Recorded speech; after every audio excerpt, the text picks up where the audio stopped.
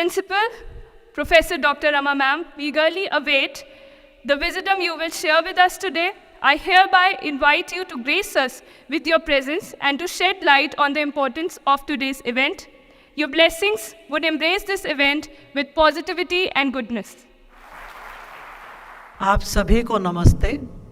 आप लोग सचमुच आज बहुत सौभाग्यशाली हैं कि डॉक्टर विकास दिव्य कीर्ति ने इतने बिजी शेड्यूल में से अपना टाइम निकाला।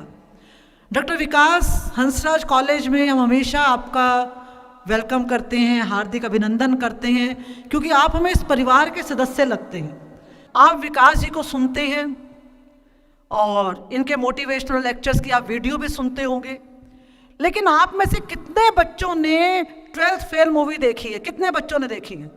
देखिए, आपकी भूमिका देखकर और फिर मैंने डॉक्टर विकास से कहा, बल्कि आज आप सारे स्टूडेंट से कह रहे हैं, उसमें हमने इनकी भूमिका देखी। अब हम उस दिन का इंतजार कर रहे हैं जब आप में से कोई विद्यार्थी आगे आए और डॉक्टर विकास दिव्य कीर्ति पर एक मूवी बनाए। वो बहुत जल्दी बनेगी। तो इसी आशा और विश्वास के साथ डॉक्टर विकास, आपका हंसराज कॉलेज में बहुत बहुत अभिनंदन। ईश्वर आपको इसी तरह से हमेशा उत्साह दे, आपको ऊर्जा दे और आप हंसराज कॉलेज में इसी तरह से आते रहें। बहुत बहुत धन्यवाद। नमस्ते। आपने विकास सर को कई बार यूपीएससी पे चर्चा करते देखा होगा, सुना होगा, किंतु आज का विषय थोड़ा अलग है। हमें अपने पिछले कल को भूलकर एक बेहतर भविष्य की ओर आगे बढ़ना चाहिए। मैं विकास सर को इस मंच पर आमंत्रित करना चाहूँगी कि वो इस कथित विषय पर अपने विचार प्रदर्शित करें और हमारा मार्गदर्शन करें।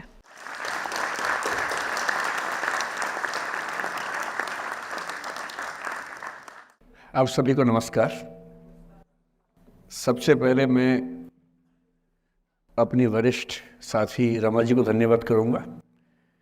जब मैं विद्यार्थी था तो इस कॉलेज में अक्सर आता था, तब वो यहाँ नई प्राध्यापिका बनी थी। मैं डिबेटिंग कंपटीशन के लिए आता था, वो जज होती थी।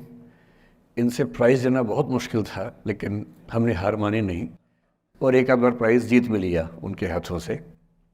अब वो हमारी वरिष्ठ साथी हैं। करीब 30 साल से हम लोग परिचित हैं। मतलब मैं तो परिचित हूँ, वो तो ध्यान नहीं रखती होंगी, लेकिन मैं तो शुरू से ही ध्यान रखता हूँ। दूसरा शुक्रिया इस उड़ान सोसाइटी का। मैं जब पिछली बार आया था, समय की थोड़ी सी कमी रहती है, तो जब मुझे पता लगा कि हंसराज कॉलेज से 2 सोसाइटीज़ एक साथ अप्रोच कर रही है, तो मैंने दोनों बच्चों को एक साथ बुलाया एक बार अपने पास। पलक भी थी उसमें, और मैंने दोनों से निवेदन किया कि भाई एक ही बार कर लो, एक ही प्रोग्राम के पीछे दोनों बैनर लगा देना, मैं एक बार आके दोनों काम कर लूँगा। पर इन दोनों में वहाँ पर ठीक ठाक जोर आजमाइश हुई और अंत में तय हुआ कि 2 ही बार आना होगा। तो पिछली बार तो मैं करीब 6 महीने पहले आया था। निष्ठा सोसाइटी का गवर्नेंस पे एक सेमिनार था शायद। इनको हम सोच रहे थे कि टाल मटोल करके मैनेज कर लेंगे। हमने काफ़ी कोशिश की, हमारी टीम ने काफ़ी बहाने लगाए कि सर बिज़ी हैं, भारत के बाहर हैं, दुनिया के बाहर है। खूब हमने कहा। हमें लगा कि अंत में हार के गिव अप कर देंगी या लेट गो कर देंगी, कुछ तो करेंगी। पर ये नहीं मानी। इन्होंने मुझे मैसेज किए, कभी कभी लगभग हार्श होती हुई लैंग्वेज में मैसेज किया कि सर आपने वायदा किया था, कैसे पीछे हट सकते हैं। तो फिर ये हुआ कि ठीक है, आना तो है ही। अंततः आज का दिन तय हुआ। फिर टॉपिक्स की बात हुई तो इनका निवेदन था कि बस मोटिवेशन पे कुछ भी बोल दीजिए आप। तो मैंने कहा भाई मैं मोटिवेशनल स्पीकर नहीं हूँ, मुझे वो सब नहीं आता है, आप मुझे वो टॉपिक देंगे तो शायद मैं बात कर पाऊँगा। तो फिर इन्होंने कुछ टॉपिक्स भेजे 4-5 कि आप इनमें से कोई भी एक चुन लीजिए। मुझे उनमें से जो सबसे ठीक लगा आप लोगों की उम्र को देखते हुए, वो था the art of letting go. Right, the art of letting go. Letting go आपकी पीढ़ी का बड़ा प्रसिद्ध शब्द है। हमारी पीढ़ी में तो वो नहीं होता था। हम तो उस पीढ़ी के, उस क्षेत्र के लोग हैं। मैं हरियाणा से हूँ। पंजाब का असर हम पे रहा है ठीक ठाक। हिंदी भाषी हम लोग रहे हैं। अंग्रेज़ी हालांकि मैं बोल लेता हूँ, कोई चिंता की बात नहीं, लेकिन हिंदी ही मेरी आत्मा की भाषा है। तो जब मैंने सोचा कि लेटिंग गो, मैंने अपनी टीम से पूछा क्या होता है लेटिंग गो। तो हमारी टीम में कुछ यंग लोग हैं, उन्होंने बताया कि सर ये बहुत महत्वपूर्ण चीज़ है, आप लोग नहीं समझेंगे, हमारी पीढ़ी के लोग समझते हैं इस चीज़ को।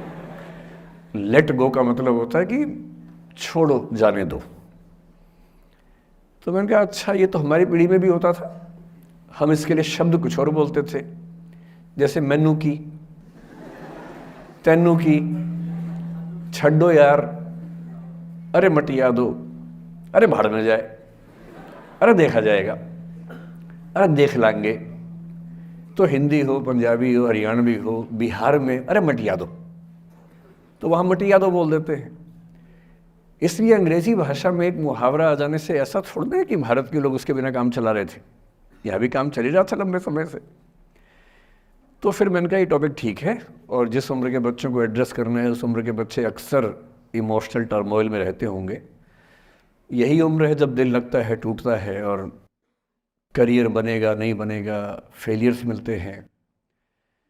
तो जिस उम्र में इमोशन सबसे ज़्यादा उठापटक करते हैं, उछल कूद मचाते हैं, एंग्जाइटी, डिप्रेशन, ये सब होता है, उस उम्र के बच्चों से बात करने के लिए सबसे मौजूद टॉपिक मुझे यही लगा, सबसे अच्छा टॉपिक यही लगा कि हम इसी पर बात करते हैं। मैं पहले डिस्क्लेमर्स लगा दूं, मैं मनोविज्ञान का अध्यापक नहीं हूं, मैंने साइकोलॉजी में ना एमए किया है, ना एमफिल, ना पीएचडी किया है, ना मैं मोटिवेशनल चीज़ें करने का कोई सर्टिफाइड अध्यापक हूं। मैं तो अपने जीवन के अनुभवों से, साहित्य से, दर्शन से, कानून से, पढ़ते पढ़ते जो मैंने सीखा, और बाकी उस सबसे ज़्यादा सीखा 50 साल के जीवन में, जिसमें से 25 साल का जीवन अध्यापन में और अपना उद्यम करने में खर्च हुआ। अनुभवों से बड़ा कोई गुरु नहीं होता, तो मैं अनुभवों से सीख के बातें करना पसंद करता हूँ। हालांकि हंसराज कोडिस का खौफ इतना ज़्यादा होता है कि जब मुझे पता लगा कि मेरा टाइम फिक्स हो गया आने का, मैंने अपनी टीम से कहा कि यार लेटिंग गो भी कोई किताब है तो देखो मैं देख तो लूँ क्या होता है। तो 2 किताबें उन्होंने भेजी, बड़े भारी भरकम अंग्रेजी ऑथर्स की थी। तो मैंने 4-5 दिन पहले पढ़ना शुरू किया। 5-10 मिनट पढ़ के मुझे लगा कि उससे बात बनेगी नहीं, वो अलग ही टाइप की बातें थी, बड़ी थ्योरेटिकल सी बातें। तो मैंने कहा क्या थियरी में क्या रखा है, हम बच्चों से बच्चों की ज़ुबान में बात करेंगे, उसका मज़ा ज़्यादा है, क्यों थियरी में जाए।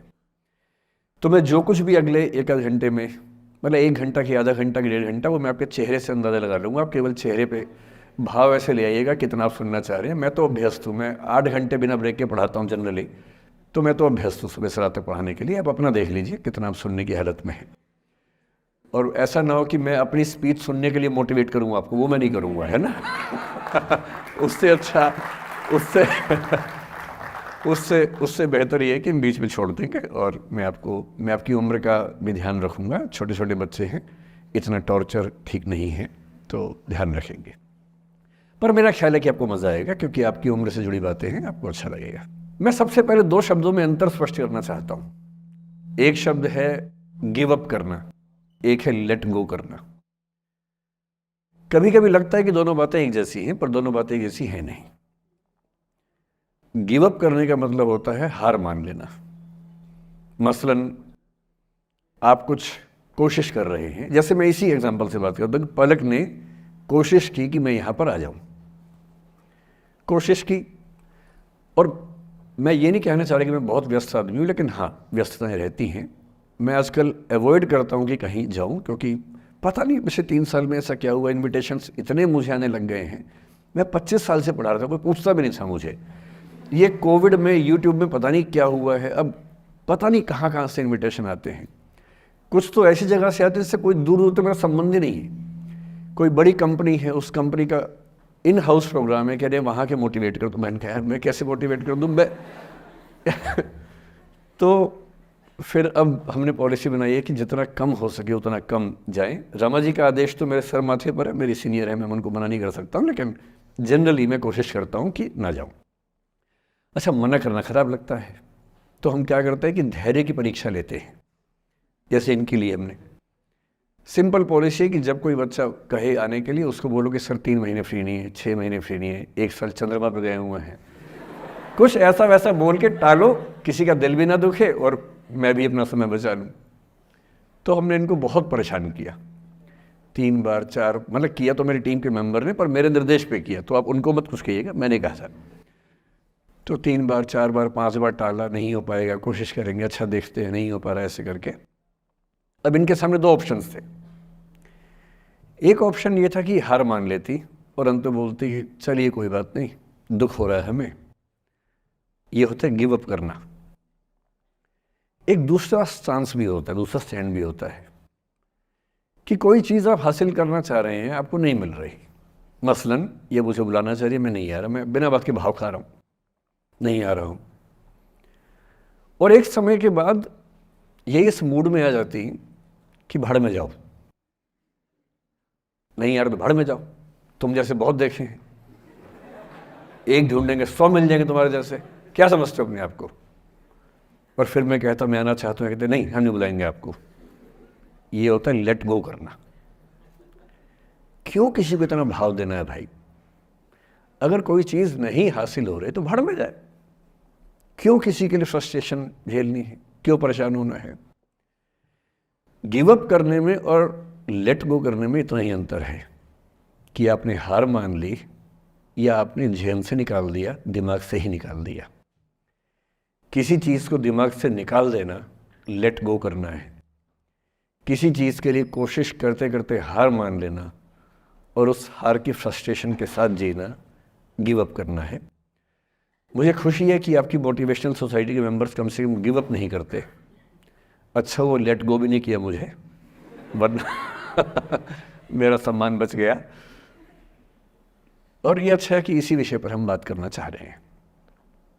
मैंने इस बीच में ये भी सीखा कि आपकी उम्र के बच्चों को कुछ भी बताने का सबसे अच्छा तरीका है कहानियाँ सुनाना। और आपकी उम्र की बात नहीं है, लिंक्डइन पर आप भी शायद होंगे, मैं भी वहाँ पर हूँ, जो प्रोफेशनल्स का प्लेटफॉर्म सबसे अच्छा माना जाता है। मैंने देखा कि आजकल जो बड़ी बड़ी कंपनियों के CEO हैं या CXOs कहते हैं, CFO है, CTO है या CHRO है, जो चीफ ऑफिसर्स होते हैं किसी कंपनी के, उनके लिए स्पेशल कोर्सेज चलते हैं स्टोरी टेलिंग के। और उसमें मान लिया गया है कि अगर आप किसी कंपनी के CEO बनना चाहते हैं तो बेसिकली जो स्किल आपको आनी चाहिए वो स्टोरी टेलिंग की आनी चाहिए। आप कहानी सुना सकते हो। मैं सच्ची कहानियाँ सुनाना पसंद करता हूँ, झूठ बोलने से बचता हूँ। मैं आपको 3-4 छोटी छोटी कहानियाँ सुना रहा हूँ। ये सारी कहानियाँ सच्ची हैं, 1-1% सच्ची हैं, पर मैं किसी का नाम नहीं लूँगा। जिनकी कहानी है उनका नाम नहीं लूँगा, उनकी प्राइवेसी का मामला है। पर हाँ, सच्ची कहानियाँ हैं। अच्छी बात है कि इन कहानियों के किरदार हम लोग नहीं बने, ईश्वर करे हम कभी ना बने, लेकिन कहानियाँ सच्ची हैं। जब मैं दिल्ली आया था 1990 में, मैं हरियाणा के एक शहर से, भिवानी से दिल्ली आया था पढ़ने के लिए। मेरे ड्रीम कॉलेज में हंसराज भी एक था, पर मेरा संयुक्त से मेरा एडमिशन जाकिर हुसैन में हुआ।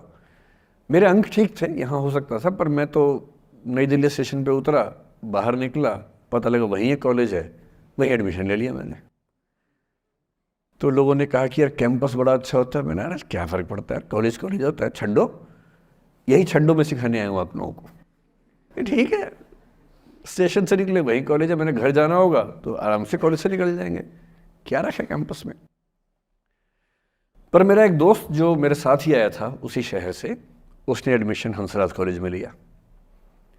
मैं और वो स्कूल के डिबेटर्स थे। डिबेटिंग में हम लोग स्कूल टाइम से काफ़ी एक्टिव थे। DU में आए तो यहाँ भी एक्टिव रहे।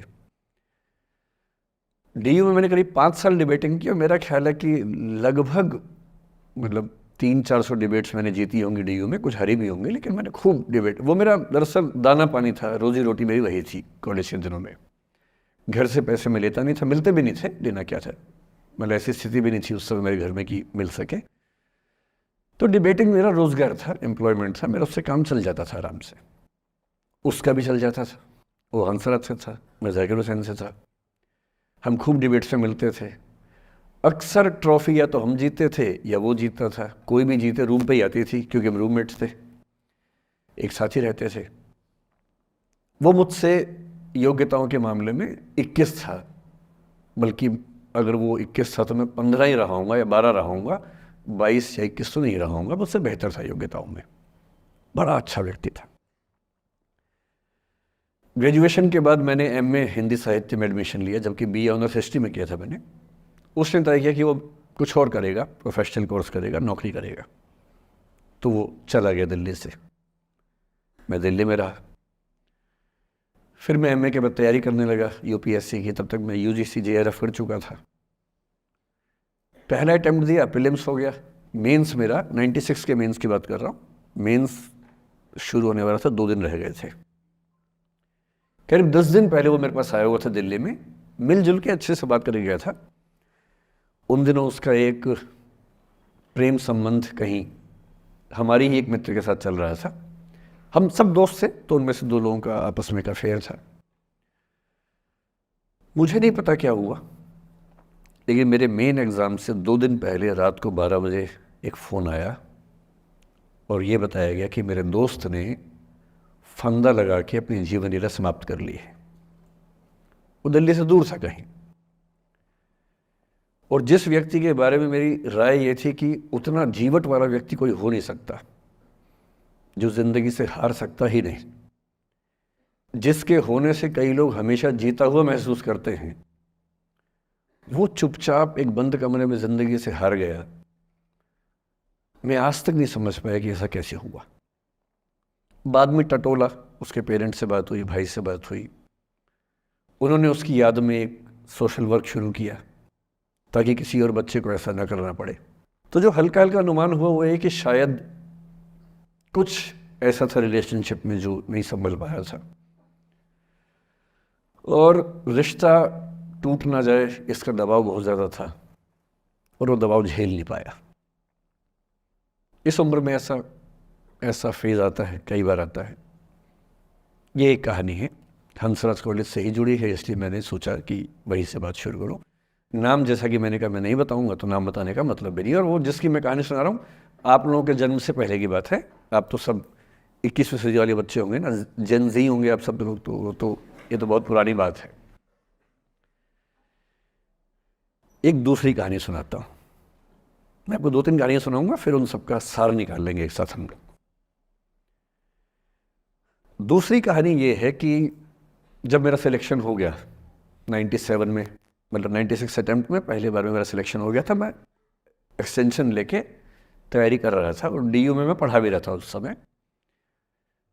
तब मैं शायद डीएवी कॉलेज में था या अग्रसेन को, मैं 2 जगह पढ़ाया डीयू में, तो उनमें से किसी कॉलेज में पढ़ा रहा था उस समय में। तो उस समय एक लाइब्रेरी है कैंपस में ही, सेंट्रल रेफरेंस लाइब्रेरी, आप जानते होंगे, CRL बोलते हैं, जो विवेकानंद जी की स्टैचू है उसके सामने ही वो लाइब्रेरी है। उस लाइब्रेरी में नीचे सब बैठ के पढ़ते हैं, और टॉप फ्लोर पे रिसर्च फ्लोर है जहाँ MPhil PhD वाले बच्चे पढ़ते हैं। मैं उस समय शायद PhD कर रहा था या MPhil खत्म हुई थी, वहीं बैठता था, पढ़ता था रोज़। कई दोस्त पढ़ते थे हम लोग वहाँ। हम सुबह 8 बजे लाइब्रेरी खुलते ही वहाँ घुसते थे, रात को 1 बजे निकलते थे लाइब्रेरी बंद होने के समय। तो वहाँ एक छत थी, छत पे छोटी सी कैंटीन थी जहाँ हम लोग जब जब बोर होते थे दिन में 3-4 बार जाके चाय पीते थे। चाय पी ली, बिस्किट खा लिया, थोड़ी गप्पे मार ली, वो सब वहाँ करते थे। तो वहाँ मेरे बहुत सारे दोस्त थे, उनमें से कई लोग अब बहुत सीनियर सिविल सर्वेंट्स हैं, कुछ लोग प्रोफेसर्स हैं डीयू में। 2 बच्चे थे मुझसे जूनियर, 3-4 साल जूनियर थे, बड़े प्यारे बच्चे थे। मुझे उस समय तक पढ़ाई लिखाई का शौक अच्छा खासा हो गया था, तो वो रोज़ मेरे साथ बैठते थे केवल बात करने के लिए। किसी मुद्दे पर बहस करनी है तो बहस होती थी, समझते थे। फिर मुझे पता लगा कि वो दोनों रिलेशनशिप में हैं, रिश्ते में हैं, दोनों ने शादी भी कर ली। उनकी योजना डीयू में पढ़ाने की थी या सिविल सर्विस की भी थी, शायद पता नहीं। मेरा इंटरेक्शन बहुत ज़्यादा उसके बाद रहा नहीं उनसे, क्योंकि मैं सर्विस में चला गया था।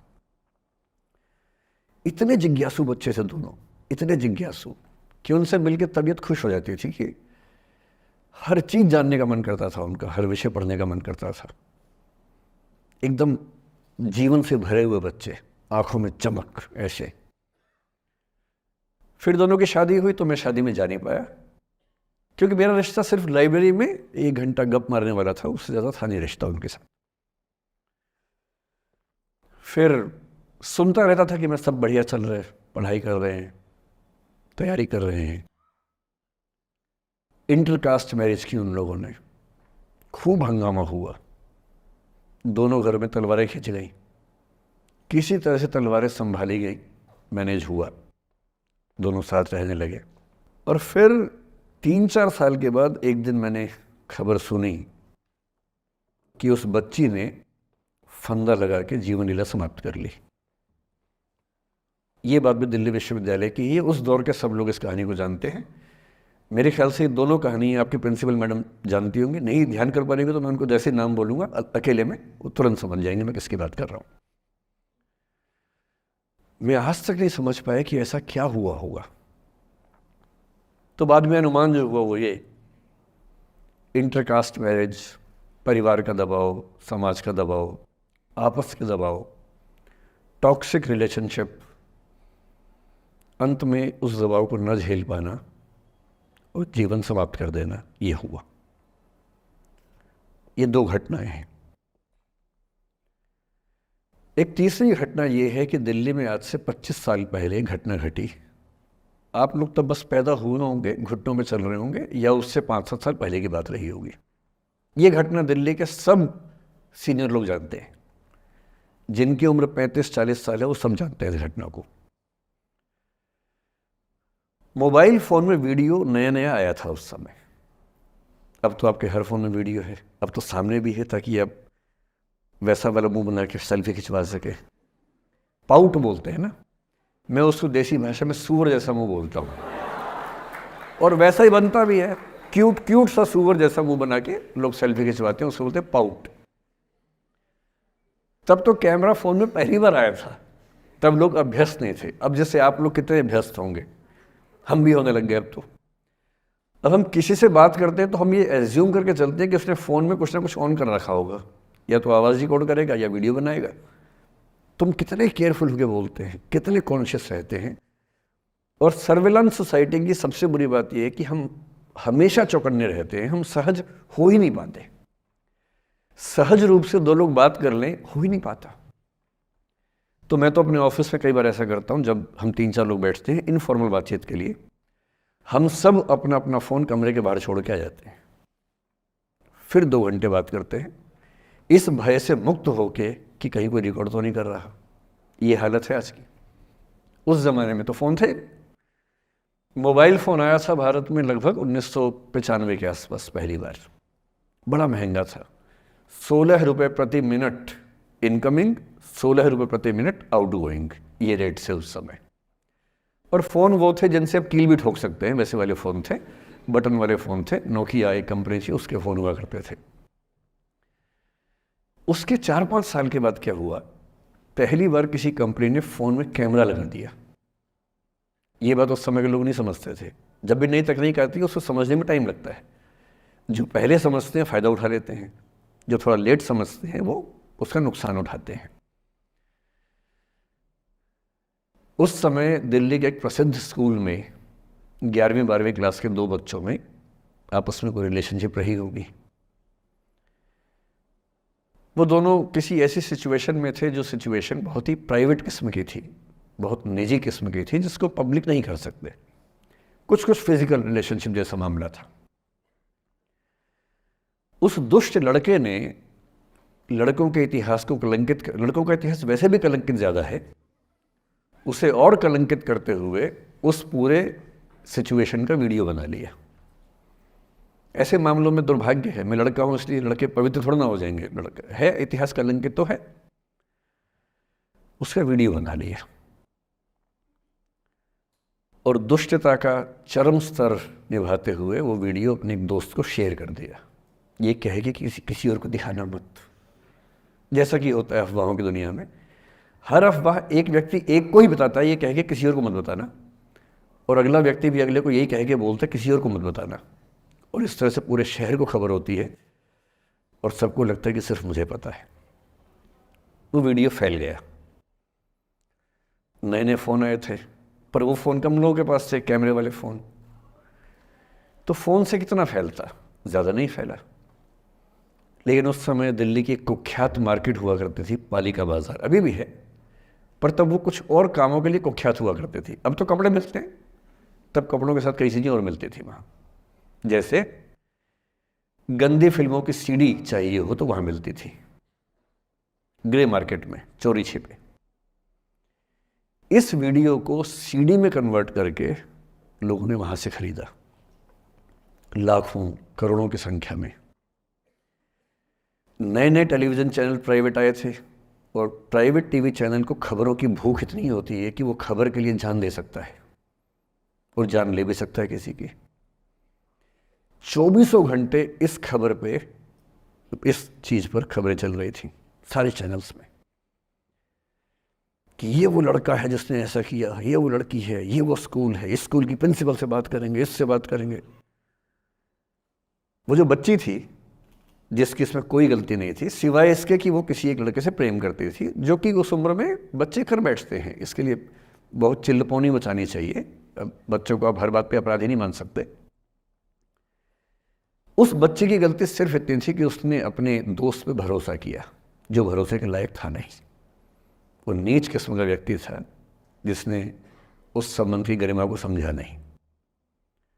उस बच्ची के घर के बाहर 24 घंटे न्यूज़ चैनल से कैमरे खड़े रहे। घर से कोई भी निकले 50 कैमरे पीछे, आप बताइए आपकी बेटी कैसी है, आप बताइए आपकी बहन कैसी है। अंत में उस पिता ने अपनी बच्ची को इस देश से बाहर भेज दिया। उसके कुछ दिन बाद की जो खबर टीवी चैनल से नहीं दिखाई, उसके पिता ने आत्महत्या कर ली। ये तीसरा इंसिडेंस है। ये सारी खबरें सच्ची बता रहा हूं मैं, इनमें से एक भी झूठ नहीं है। झूठी कहानियों से मोटिवेशन दिया जा सकता है, मैं जानता हूं, पर जब सच्ची कहानियां हैं तो मैं झूठ क्यों बोलूं? सारी सच्ची कहानियां बता रहा हूं मैं आपको। एक चौथी कहानी जो आप में से कई लोगों की होगी। मेरा एक स्टूडेंट है, सिविल सर्वेंट है, सीनियर लेवल पे है, करीब 40 साल का है। उसने आज तक शादी नहीं की। क्या उसकी शादी करने की इच्छा नहीं थी? पूरी इच्छा थी। फिर क्यों शादी नहीं की? भाई कुछ लोग तो होते हैं कि शादी करनी ही नहीं, कोई मिशन है। योगी जी है, मोदी जी है, ठीक है, उनका तो मिशन है। ममता जी है, उनका मिशन है। पर जिसका जीवन में ऐसा कोई मिशन नहीं है और जिसको प्रेम करने का मन भी करता हो, वो तो शादी करता है आमतौर पे। उसने शादी क्यों नहीं की जानते हैं? जब वो 25-26 की उम्र में था, जब वो मेरा विद्यार्थी भी था, एक दिन मेरे पास आके बोला कि सर एक बात करना चाहता हूँ। मुझसे मेरे स्टूडेंट्स ऐसी बातें खूब करते हैं पर्सनली आके, अब तो मैं टाइम कम दे पाता हूँ, पहले तो ये सब होता रहता था क्लास के अलावा। एकदम रोता हुआ आया, आंखों में आंसू भरे हुए बहुत सारे। मैंने क्या हो गया भाई? तो फिर उसने किसी का नाम बताया कि सर वो ही मेरी स्टूडेंट थी, कि सर उसके साथ रिलेशनशिप थी, उसने धोखा दिया है मुझे। अच्छा, धोखा देने वाली कहानियाँ मुझे बहुत अपील नहीं करती। मेरा मानना है कि दोनों पक्षों की गलतियाँ होती हैं। आप केवल अपने पर्सपेक्टिव से सोच के धोखा करते रहते हैं, ऐसा थोड़ा ना होता है भाई। कुछ तो मजबूरियाँ रही होंगी, कोई यूं ही बेवफा नहीं होता, कुछ तो वजह होगी ना। आप थोड़ा उसकी वजह, उसका भी तो, उसकी कहानी भी तो सुनिए। और मैं जब दोनों कहानियाँ सुनता हूँ मुझे लगता है कि मामला ग्रे है। आप किसी एक पे उंगली उठा ही नहीं सकते कि इसने ऐसा किया। दोनों की गलतियाँ होती हैं, ऐसा थोड़ा कि एक की होती है। बहरहाल इन भाई साहब को ऐसा लगा कि धोखा हो गया उनके साथ। तो मैंने कहा चलो कोई बात नहीं यार, हो गया तो हो गया, तू नहीं कोई और सही, ऐसा क्या है। इतनी बड़ी दुनिया है, 8 अरब की आबादी अब है, उस समय भी 6-7 अरब तो थी। मैंने कहा 3.5 अरब 350 करोड़ में कोई तो होगी तुम्हारे लिए, ऐसा क्या है, कोई और देखेंगे। पर वो थोड़ा ज़्यादा सेंटिमेंटल था उस समय। धीरे धीरे पता नहीं उसके मन में क्या बैठ गया, उसके मन में ये बैठा कि दुनिया की सारी लड़कियां धोखेबाज होती हैं। ऐसे मूर्खों की कमी नहीं है दुनिया में, ऐसे बहुत मूर्ख हैं। दर्शन की दुनिया में इसे अवैध सामान्यीकरण कहते हैं, इलिसिट जनरलाइजेशन। इसका मतलब बहुत छोटे सैंपल के बेस पे ये समझ लेना कि ये थियरी पूरे ब्रह्मांड पर लागू होती है। एक लड़की ने धोखा दिया, मान लीजिए धोखा दिया, धोखा इसने दिया कि उसने दिया कि किसी ने दिया, जो भी कहानी हो, एक सैंपल से ये मान लेना कि सब ऐसे होते हैं। और उसके बाद से उसने कम से कम 10 बार कोशिश की, 10 लोगों से मिला, बातचीत की शादी के लिए।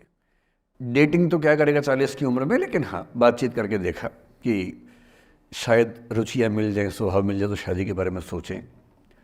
हर बार 3-4-5 मीटिंग के बाद वापस हट जाता है। अब तो मैंने पूछना बंद कर दिया है। जब तक मैं पूछता था, बोलता था कि सर 3-4 मीटिंग के बाद लगता है कि ये भी वैसी ही है।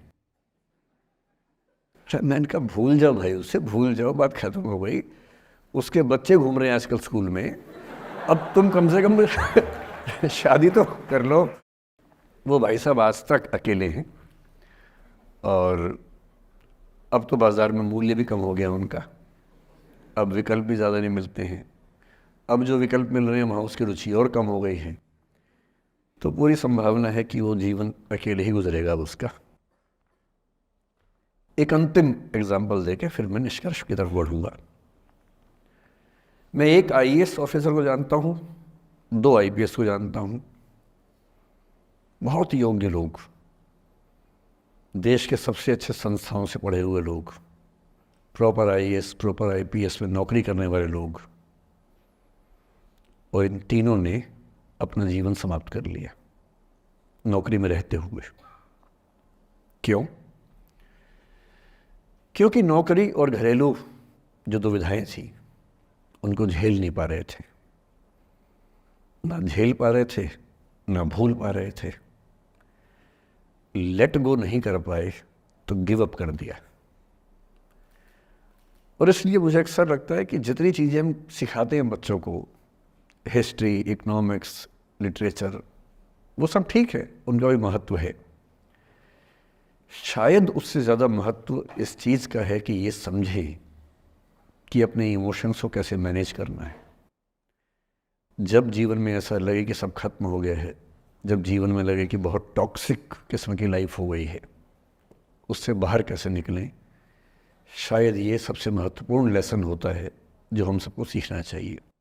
मैंने कहीं से सीखा नहीं है, ना मैंने ऐसी किताबें पढ़ी हैं, हालांकि मैंने 2 किताबें मंगवाई हैं पिछले हफ्ते, पढ़ी नहीं है अभी तक, तो मैं किताबों के बेस पे नहीं जानता कैसे सीखते हैं, लेकिन ज़िंदगी से तुम सीख सकते हैं। इन कहानियों का सबका एक ही सार है, वजह अलग अलग है। एक व्यक्ति ने इसलिए अपना जीवन समाप्त किया कि वो रिश्ता उसके हाथ से छूट रहा था। एक ने इसलिए जीवन समाप्त किया कि रिश्ता बन गया था पर समाज के दबाव, घर के दबाव मैनेज नहीं कर पाए। एक ने ज़िंदगी भर शादी नहीं की सिर्फ इसलिए कि वो पुरानी यादों को भूल नहीं पाया। अरे एक बार गलती हो गई तो हो गई, आगे तो संभावना जीवन में है भाई, क्यों इतना हावी रखना उसी से दिमाग के ऊपर।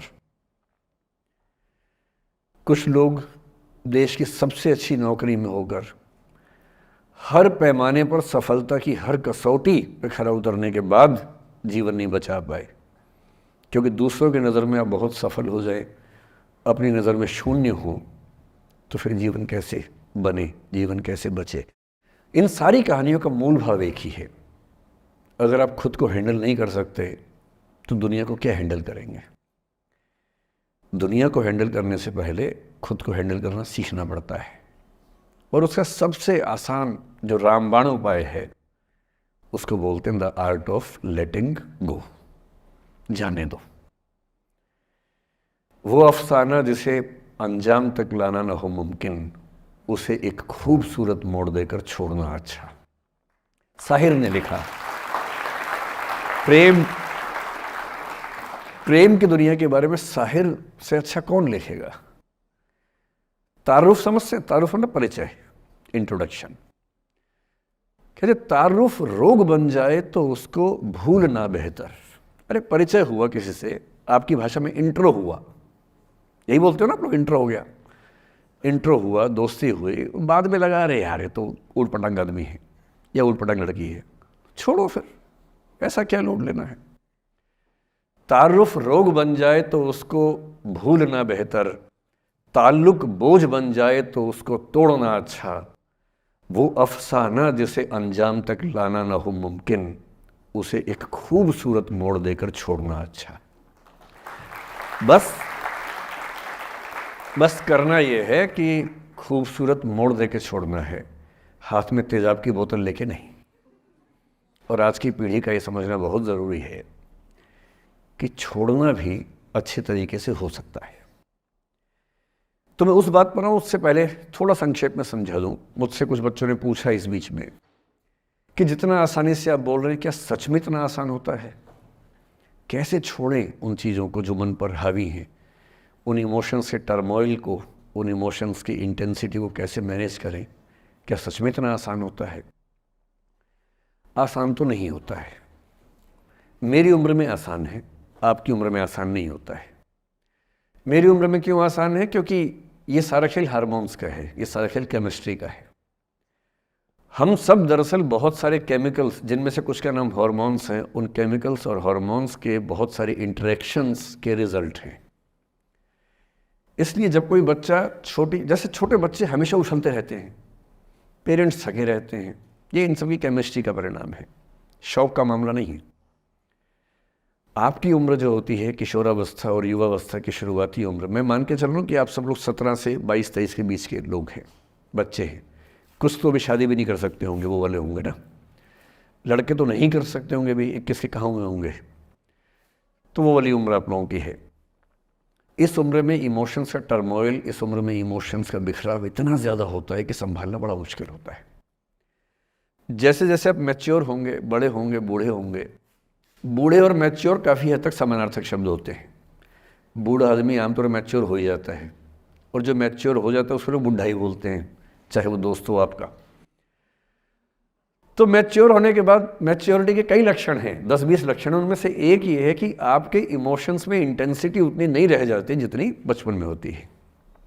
मसलन कोई आपका दोस्त आपसे कुछ खराब कह दे, आप 3-4 घंटे बेचैन रहेंगे, बार बार मैसेज टाइप करेंगे, फिर डिलीट करेंगे, फिर टाइप डिलीट, वो भी टाइप डिलीट चल रहा है। एक दिन हो गया बात हुए, ना वो पढ़ पा रहे हैं, ना आप पढ़ पा रहे हैं, बेचैनी चरम पे है। अब इतना ही मामला है, नाक का सवाल है कि पहले कौन झुकेगा। सारे संबंधों में स्तर इसी बात से तय होता है कि पहले कौन झुकेगा, और जो एक आध बार झुक गया वो जिंदगी भर झुकता है उसके बाद। इससे लोग शुरू में बहुत केयरफुल होते हैं कि झुकना नहीं है। 3-4 ज्ञानी पीछे बैठे ही होते हैं कि नहीं, झुकना नहीं है, वो झुकेगा, वो झुकेगी, तू क्यों झुकेगा। इन ज्ञानियों से बचना बहुत ज़रूरी है, ज़िंदगी जहर बना देंगे आपकी। अब दोनों ईगो फाइट कर रहे हैं कि पंजा किसका गिरेगा, इस पर फाइट चल रही है। 2 दिन हो गए, 3 दिन हो गए, उसके बाद एक आध आदमी पिघल जाता है, उसको लगता है भाड़ में जाए यार, बात ही नहीं हो पा रही, तुम ईगो कर रहे हो। फिर वो फ़ोन मिलाता है, ये भी फ़ोन की इंतज़ार में 3 दिन से सो भी नहीं रहा बेचारा। हीरो बेशक बन ले पर बेचैन तो भाई। खटाक से फ़ोन उठता है, अब दोनों कान में फ़ोन लगा के रखिए, कोई नहीं बोल रहा, चुप। क्या बातचीत चल रही है सोचिए, एक भी शब्द नहीं, एकदम चुप। थोड़ी देर के बाद कंफर्म करने के लिए कि है भी या नहीं, एक बोलता है हेलो, वहाँ से आवाज़ आती है कोई एक मैं थोड़ा ऐसी जोकर टाइप की बात करता हूँ, मुझे मोटिवेशनल स्पीकर ना समझे आप लोग, मैं ऐसी हंसी मजाक ही करना आता है मुझे, वही मैं करता हूँ। लेकिन इससे आप ये ना सोचिए कि मुझे पढ़ाना नहीं आता, मैं पढ़ा भी लेता हूँ इसके लिए मुझे वो भी आता है, लेकिन अभी क्योंकि आप बच्चे छोटे हैं तो मैं आपके साथ वैसी बात ही कर रहा हूँ। अब ये सब चल रहा है। अब इसमें अगर कोई एक व्यक्ति झुक गया, बात आगे हो गई तो हो गई, वरना कई रिश्ते ऐसे भी होते हैं जो इसी बिंदु पे खत्म हो जाते हैं कि तेरा भाई नहीं झुकेगा, भाभी झुकेगी, और उधर जीजू झुकेंगे, दीदी नहीं झुकेगी, जीजू झुकेंगे, दीदी क्यों झुकेगी, और ना जीजू झुक रहे ना भाभी झुक रही और उस चक्कर में जो अभी बेचारा रिश्ता बना भी नहीं था, वही वो ज़मींदोज़ हो गया, वही वो ख़त्म हो गया। पर ठीक है, हो गया तो हो गया, भाड़ में जाए, ऐसा क्या है, डर किस बात का है इसमें। लेकिन मैं फिर भी आपसे कहूँगा, मेरी उम्र में क्या होता है, जैसे मुझे कोई फ़ोन करे कि मैं आपसे बहुत नाराज़ हूँ, तो मैं कहता हूँ अच्छा ठीक है, कल बात करेंगे। नहीं, मैं आपसे बहुत नाराज़ हूँ, मेरा दिल टूट गया है। मैं कहता हूँ देखो मुझे नींद आ रही है अभी, let me sleep, we will talk tomorrow. You just do one thing, write down all the points and we will discuss in the morning. When I come to office, you come to my cabin and we will discuss. Don't worry, I'll find out the solution for you. कह रहे हैं आप कैसी बात कर रहे हैं, मैं ना सो पा रहा हूँ ना मैं जाग पा रहा हूँ. तो मैंने कहा दैट इज योर प्रॉब्लम. मैं तो सो भी रहा हूँ जाके, ये तो कोई दिक्कत नहीं हुई भाई. तो मैं तो ऐसा हो चुका हूँ कि दुनिया में कुछ भी हो जाए मुझे टाइम पे नींद आ जाती है. कुछ भी हो जाए, मतलब एक आध, अब जैसे मेरी माता जी की मृत्यु हुई तो मुझे नींद नहीं आई कुछ दिनों तक, ठीक बात है, नहीं आनी चाहिए उस समय, तब भी आ गई तो फिर इंसान और पत्थर में क्या अंतर बचा, सीधी सी बात है. But keeping aside those rare instances, कोई कुछ भी कर ले हमें तो बढ़िया नींद आती है. और मैं ये कहना चाह रहा हूँ, मैंने ये सीखा है अपने पिताजी से, और सीख सकते हैं इसको, ये केवल तुक्के की बात नहीं है, सीख सकते हैं. मेरे जो पेरेंट्स हैं, पिताजी और माँ, वो एक अनूठा कॉम्बिनेशन है. अच्छा, आप किसी शादीशुदा जोड़े से अकेले में बात करके देखिए, जब वो कंफर्टेबल हो आपके साथ, आप उनको बोलिए कि मुझ में और मेरी पत्नी में या मुझ में और मेरे पति में ज़्यादा चीज़ें मैच नहीं होती हैं. सीरियस होकर बोलना, मजाक के मूड में नहीं, सीरियस मुंह बना के बोलिए, थोड़ा भरोसे में लेके. दुनिया का हर जोड़ा आपसे बोलेगा आप में तो फिर भी कुछ मैच होता है, हम में तो कुछ मैच नहीं होता, एक भी मैच. सारे जोड़े ऐसे ही चल रहे हैं. सबको लगता है कि उसका घर बढ़िया चल रहा है, मेरा ही ठीक नहीं चल रहा, क्योंकि उसका घर आपने फेसबुक पे देखा है, अच्छी अच्छी फोटो देखी हैं. 24 घंटे में से जो 2 अच्छे मिनट आए थे, उसमें ली गई 25 फोटो में से बेस्ट फोटो फेसबुक पे आई थी. और अपने घर में आप बाकी 24 घंटे में से 2 मिनट छोड़ के बाकी देख रहे हैं. तो दूसरे का घर हमेशा अच्छा लगता है कि यार लाइफ हो तो उनके जैसी हो. तो हमारे माता पिता भी स्वभाव उनका भी थोड़ा अलग रहा, सबका है, हमारा भी है. तो मेरे पिताजी हैं मस्त मौला आदमी, जैसे कबीरदास एकदम फक्कड़ मस्त मौला आदमी, भाड़ में जाए दुनिया उस मूड में रहते हैं, नुकसान हो जाए भाड़ में जाए. गीता का सार उन्होंने अपने मन में बिठा लिया है. उनका बड़े से बड़ा नुकसान हो जाता है तो क्या बोलते हैं, हमारा क्या था जो लाए थे, जो लिया यहीं से लिया, जो दिया यहीं दिया, साथ लेके क्या जाना है, बात खत्म. कोई टेंशन ही नहीं उनको. और बाकी सब लोग टेंशन में कि अब क्या करें, ये हो गया वो हो गया, कैसे मैनेज करें. मेरी माँ को तनाव हो जाता था, और जब पिताजी ऐसे हो तो माँ को तनाव होगा, सीधी सी बात है. अगर माँ वैसी होती पिताजी तनाव में रहते हैं, तो सामान्य बात है. जब घर में एक व्यक्ति मस्त मौला हो तो बाकी लोग तनाव तो फिर बांटेंगे ना आपस में. वो बड़ा तनाव में रहती थी. उनको घर की चिंता, बच्चों की चिंता बहुत सताती थी. पिताजी भी चिंतित थे बच्चों को लेकर, जैसे कोई पिता होता है, पर उनकी नेचर थी कि ठीक है देख लेंगे जो होगा, अरे देख लेंगे, अरे भाड़ में जाओ, उस मूड में रहते हैं, आज भी रहते हैं. मेरी माँ 73 की उम्र से कुछ महीने पहले चल बसी, उनका जीवन समाप्त हुआ. मतलब मुझे नहीं पता कि जीवन क्यों समाप्त होता है, क्योंकि बड़े बूढ़े कहते हैं कि हर व्यक्ति के सांस का इतिहास है, सांसें लिखी हुई हैं ईश्वर ने, उतनी सांसें मिलेगी. मुझे बहुत भरोसा इस बात में है नहीं, क्योंकि भगवान ऐसा क्यों करेगा कि जापान में सांसें ज़्यादा लिखेगा और अफ्रीका में कम लिखेगा, भगवान ऐसा क्यों करेगा. और अगर सांसें पहले से लिखी हुई हैं तो हमारी जीवन प्रत्याशा क्यों बढ़ती जा रही है. अगर सांसें पहले से फिक्स हैं तो आज़ादी के समय से लेकर आज के 70 साल में जीवन प्रत्याशा लगभग 2.5-3 गुना बढ़ गई. और हम ये भी कहते हैं कि लोग खराब हैं. अगर लोग बुरे हैं तो जीवन छोटा होना चाहिए कर्मों के हिसाब से. लोग खराब हैं और जीवन बड़ा होता जा रहा है. तो मुझे उन मान्यताओं में बहुत भरोसा है नहीं कि सांसें लिखी हुई हैं. अगर सांसें लिखी होती तो मनुष्य की औसत आयु 25 साल से ऊपर नहीं होनी चाहिए थी, 25-30 मैक्सिमम. और हम 70-80 साल धूमधाम से जी रहे हैं, जिसका मतलब है कि ये भगवान से ज़्यादा इंसान ने लिखा है, मेडिकल साइंस ने लिखा है, वैज्ञानिकों ने लिखा है. और मैं ऐसा व्यक्ति हूँ, मैं बहुत धार्मिक व्यक्ति हूँ नहीं, और मैं इसको छिपाता भी नहीं हूँ. मैं बहुत छिप छिप के बहुत जी लिया. अब मैंने ठान लिया कि मैं जैसा हूँ वैसा रहूँगा. ना मुझे किसी पार्टी से मतलब है, ना किसी विचारधारा से मतलब है. मैं विचार वाला आदमी हूँ, धारा वाला नहीं हूँ. जिसको धारा में बहना है बहे. हम तो अकेले चलेंगे, विचार के साथ चलेंगे. जो ठीक लगता है वो बोलेंगे और वैसे ही रहेंगे. हाँ, गलत बोलने से बचता हूँ, किसी के बारे में गलत बोलना मुझे अच्छा नहीं लगता है, लेकिन जो सही लगता है वो तो बोलूँगा ना भाई.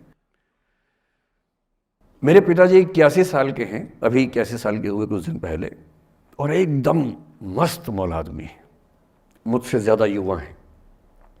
मैं 50 साल का बूढ़ा हूँ, वो 81 साल के युवा हैं। उनके चेहरे की चमक, मतलब कई ट्यूबलाइट फेल है उनके सामने, ऐसी चमक चेहरे पर रहती है। क्यों रहती है? उसकी एक वजह यह है कि वो रोज़ सुबह 2-3 घंटे प्राणायाम, योग, ध्यान, बहुत कुछ करते हैं। उनका भोजन इतना संतुलित है, सप्ताह में कम से कम एक बार, कभी कभी महीने में 4 से ज़्यादा 6-7 बार उपवास करते हैं पूरा। वो सब चीज़ें उनके अभ्यास में हैं जो मेरे अभ्यास में उतनी नहीं है। मैं भी कोशिश करता हूँ पर अभी उतना सफल नहीं हो पा रहा हूँ। पर मेरी राय में उनके इस सुंदर जीवन का सबसे बड़ा राज ये क्षमता है कि वो हर चीज़ को लेट गो कर देते हैं। तनाव उनके पास आता है तो फिसल के निकल जाता साइड से, लेते ही नहीं तनाव किसी बात का।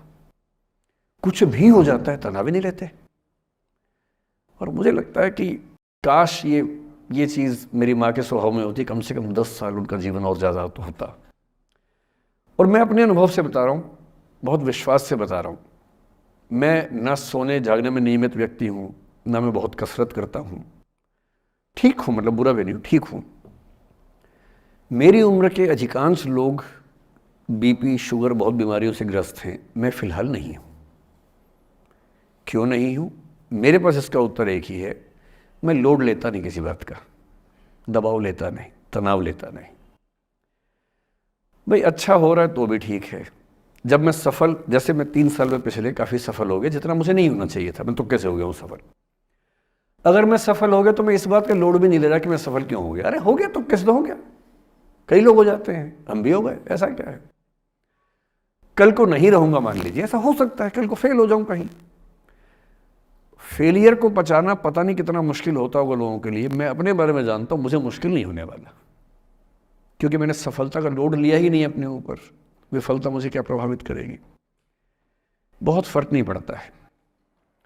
और मैं दावे से कह रहा हूं कि यदि ये टेम्परामेंट आपका हो, जो मेरे पिताजी से मैंने सीखा है, तो आप जिंदगी में सफल कितने होंगे वो एक अलग पैरामीटर है, पर आपकी ज़िंदगी शानदार होगी। और जितनी ज़िंदगी आपकी है, जितनी सांसें आप कहते हैं कि लिखी हुई हैं, गारंटी से कह रहा हूँ कि 10 साल बढ़ जाएंगे। कुछ और लोगों के आप कम कर देंगे अलग बात है, लेकिन अपने 10 साल बढ़ा लेंगे। इसलिए ये सीखना बहुत ज़रूरी है कि कैसे लेट गो करना है ज़िंदगी की चीज़ों को। 3-4 प्रसंग होते हैं। एक होता है कि आप किसी को बहुत चाहते हैं पर वो आपको नहीं चाहता। आपकी उम्र में ये सब तो खेल होता है, और क्या खेल होता है। मेरे घर में 2 बच्चे हैं 17 साल के, तो मैं उनको देख के समझता रहता हूँ। वो मुझसे छुप छुप के किसी से बात करते हैं और मैं छुप छुप के सुन लेता हूँ। तो उन्हें नहीं पता, मुझे तो नाम भी पता है किससे बात करते हैं, एक आध का तो एड्रेस भी पता है मुझे। और मैं तो बच्चों को बोलता हूँ कभी जाना वाना हो तो मैं ले चलूँगा, चिंता मत करना, बोल देना कि ड्राइवर साथ में आया है, टेंशन मत लेना। तो मेरे तो बच्चे मेरे दोस्त हैं, मैं तो बड़ा दोस्ती के भाव में रहता हूँ। मेरा एक ही बेंचमार्क है कि वो जिस उम्र में जैसे हैं मैं कैसा था, और वो मुझसे अच्छे चल रहे हैं। उससे ज़्यादा उम्मीद मुझे करने में नहीं चाहिए। मैंने जो कुकृत्य 8वीं क्लास में किए थे उन्होंने 11वीं क्लास में किए, तो बहुत है। मैं ये क्यों मान के चलूँ कि वो देवी देवता पैदा होंगे? मेरे ही तो बच्चे हैं भाई। जीन तो मेरे ही है, तो कैसे देवी देवता हो जाएंगे? तो ज़्यादा उम्मीदें क्यों पालनी है बच्चों से भी? मैं क्यों चाहूँ कि मेरा बच्चा IAS जॉब करे? क्यों करे? वो IAS भी क्यों करे? उसका मन करेगा तो करेगा, नहीं करेगा तो भाड़ में जाए। अगर वो कहेगा कि मुझे स्टार्टअप करना है, स्टार्टअप कर लो भाई। अगर वो कहेगा मुझे कुछ और नौकरी करनी है प्राइवेट सेक्टर में, तो वो कर लो। मैं क्यों ठेकेदार बनूं उसका भाई? मैं क्यों ये चाहूँ कि वो मेरे रास्ते पर चले, मुझसे बेहतर बने? ये सब बेकार की बातें हैं। और पेरेंट्स, आज तो बच्चों से बात कर रहा हूँ, जैसे मैं पेरेंट्स से बात करता हूँ उनकी बहुत क्लास लगाता हूँ कि पेरेंट होना और बच्चे का दुश्मन होना कई बार बराबर हो जाता है। और यदि आप नहीं चाहते कि आप बच्चों के दुश्मन बने, बहुत सारे लोग मन ही मन में पेरेंट से नफरत करते हैं, माँ बाप से नफरत करते हैं, क्योंकि माँ बाप ने पेरेंटहुड का धर्म ठीक से निभाया नहीं। उन्होंने इतनी इच्छाएं थोपी, इतने दबाव बनाए कि बच्चों को ज़िंदगी कई फैसले इस दबाव में करने पड़े कि मेरे पेरेंट्स ये चाहते हैं, वो बन ही नहीं पाए जो वो थे। और दुनिया में सबसे बुरी स्थिति है वो न हो पाना जो आप हैं। अपनी सहजता से दूर होना, इससे बड़ी बुरी कोई स्थिति नहीं। साहित्य में इस पर खूब लिखा गया है। कामायनी एक रचना बड़ी प्रसिद्ध है जयशंकर प्रसाद की, उसमें मूल समस्या ही ये है, ज्ञान दूर कुछ क्रिया भिन्न है, इच्छा क्यों पूरी हो मन की, एक दूसरे से न मिल सके यही विडंबना है जीवन की। आपका दिमाग कुछ कहता है, दिल कुछ कहता है, कर कुछ हो रहे हैं आप। जिस व्यक्ति का दिमाग, दिल और हरकतें आपस में कनेक्टेड हैं, कंसिस्टेंट हैं, उससे ज़्यादा सुखी कोई मनुष्य नहीं है। इसलिए मैं अक्सर कहता हूँ कि आप खुश हैं या नहीं, इसका सबसे बड़ा पैरामीटर ये है, आपका दिमाग, आपका दिल, आपकी हरकतें, आपके एक्ट्स अगर कंसिस्टेंट हैं, कोहेरेंट हैं, कनेक्टेड हैं, इंटीग्रेटेड हैं, तो आपसे ज़्यादा सुखी कोई नहीं है। और यदि आप पूरी ज़िंदगी केवल निभाने में खर्च कर देते हैं तो ठीक है, दुनिया की निगाह में आप सफल होंगे, पर किस दिन खबर आ सकती है कि अच्छे आदमी थे, नहीं झेल पाए, नहीं झेल पाए, अंत में दिल का दौरा पड़ जाता है, बीपी हो जाता है, डायबिटीज़ हो जाता है। बच्चे बोलते हैं कि डायबिटीज़ चीनी खाने से होता है, बेकार बात है, डायबिटीज़ स्ट्रेस से होता है। डायबिटीज़ होने के बाद चीनी खाना मना है। चीनी खाने से आज तक किसी को डायबिटीज़ नहीं हुआ है। डायबिटीज़ केवल तनाव से होता है। तनाव पहले ही दुनिया में इतने सारे हैं, नौकरी के तनाव, कितने झंझट दुनिया में हैं, उसके ऊपर से अपने स्वभाव से दूर होने का तनाव, कितना बड़ा तनाव है, क्यों पालना चाहिए। तो मैं कुछ सूत्रों में आपको बात बताता हूँ। इस उम्र में आप कितना उसको फॉलो कर पाएंगे मुझे नहीं पता, लेकिन कोशिश करेंगे तो कुछ तो फ़ायदा होगा ही। पहला सूत्र मेरा आप लोगों के लिए ये है कि जब आप किसी को पसंद करें और वो आपको पसंद ना करे तो टेंशन नहीं लेनी है, तेज़ाब तो नहीं उठाना है। ठीक, कई लोग इस मूड में रहते हैं, मुझे पसंद नहीं करेगी, मुझे, मैं राजा हूँ, मैं नवाब हूँ, मुझे पसंद नहीं करेगी। अरे तू क्या है भाई, नहीं पसंद हो तो नहीं पसंद हो, ये क्या बात हुई। सबसे पहले अपने अंदर से लोकतांत्रिक बनिए, डेमोक्रेटिक बनिए। जैसे आपको हक है किसी व्यक्ति को पसंद करने का, उसको भी हक है किसी को पसंद या नापसंद करने का। यदि कोई ऐसा व्यक्ति जिसको आप पसंद नहीं करते वो आपको प्रपोज करे तो आप उसको मना ही तो करेंगे। बस मना इज्जत से कीजिए, किसी को बेआबरू करके मत भेजिए। ये नहीं कि अच्छा तुम शीशा देखा है कभी, रुको आईना मेरी जेब में लो, ऐसे नहीं करना है। बड़े बेआबरू होकर तेरे कूचे से हम निकले, वो वाला भाव जो गालिब को आया था वो भाव नहीं आना चाहिए। अगर कोई आपको कभी प्रपोज करे, आप लोगों की उम्र है, ये सब चलता ही होगा आप लोगों के बीच में, मैं आपके टीचर से सामने बोल रहा हूँ, लेकिन मैं ऐसा ही हूँ, मैं जानता हूँ कि आपकी उम्र में से होता होगा, सब जानते हैं तो होता ही होगा। कभी किसी से ये उम्मीद मत करना कि वो आपको पसंद करे ही करे। यदि कोई रिजेक्ट करे, बस हाँ, रिजेक्शन थोड़ा प्यार से होना चाहिए, बदतमीजी से नहीं होना चाहिए। उसके अधिकारों का उतना ही सम्मान कर रहे हैं जितना आप अपने अधिकार का सम्मान करते हैं। कि ठीक है भाई, आपको मैं पसंद नहीं, कोई बात नहीं, तू नहीं कोई और सही, कोई और नहीं कोई और सही, बहुत लंबी है जमी मिलेंगे लाख हंसी, इस ज़माने में सनम तू अकेली तो नहीं। कितने लोग हैं दुनिया में, ऐसा क्या है। और मैंने बहुत प्यारे प्यारे बच्चों को देखा रोते बिलखते हुए कि मैंने उसको प्रपोज किया, उसने मुझे मना कर दिया। अंकल, छोटे छोटे बच्चे आजकल मुझे लव गुरु मानते हैं अपने आसपास।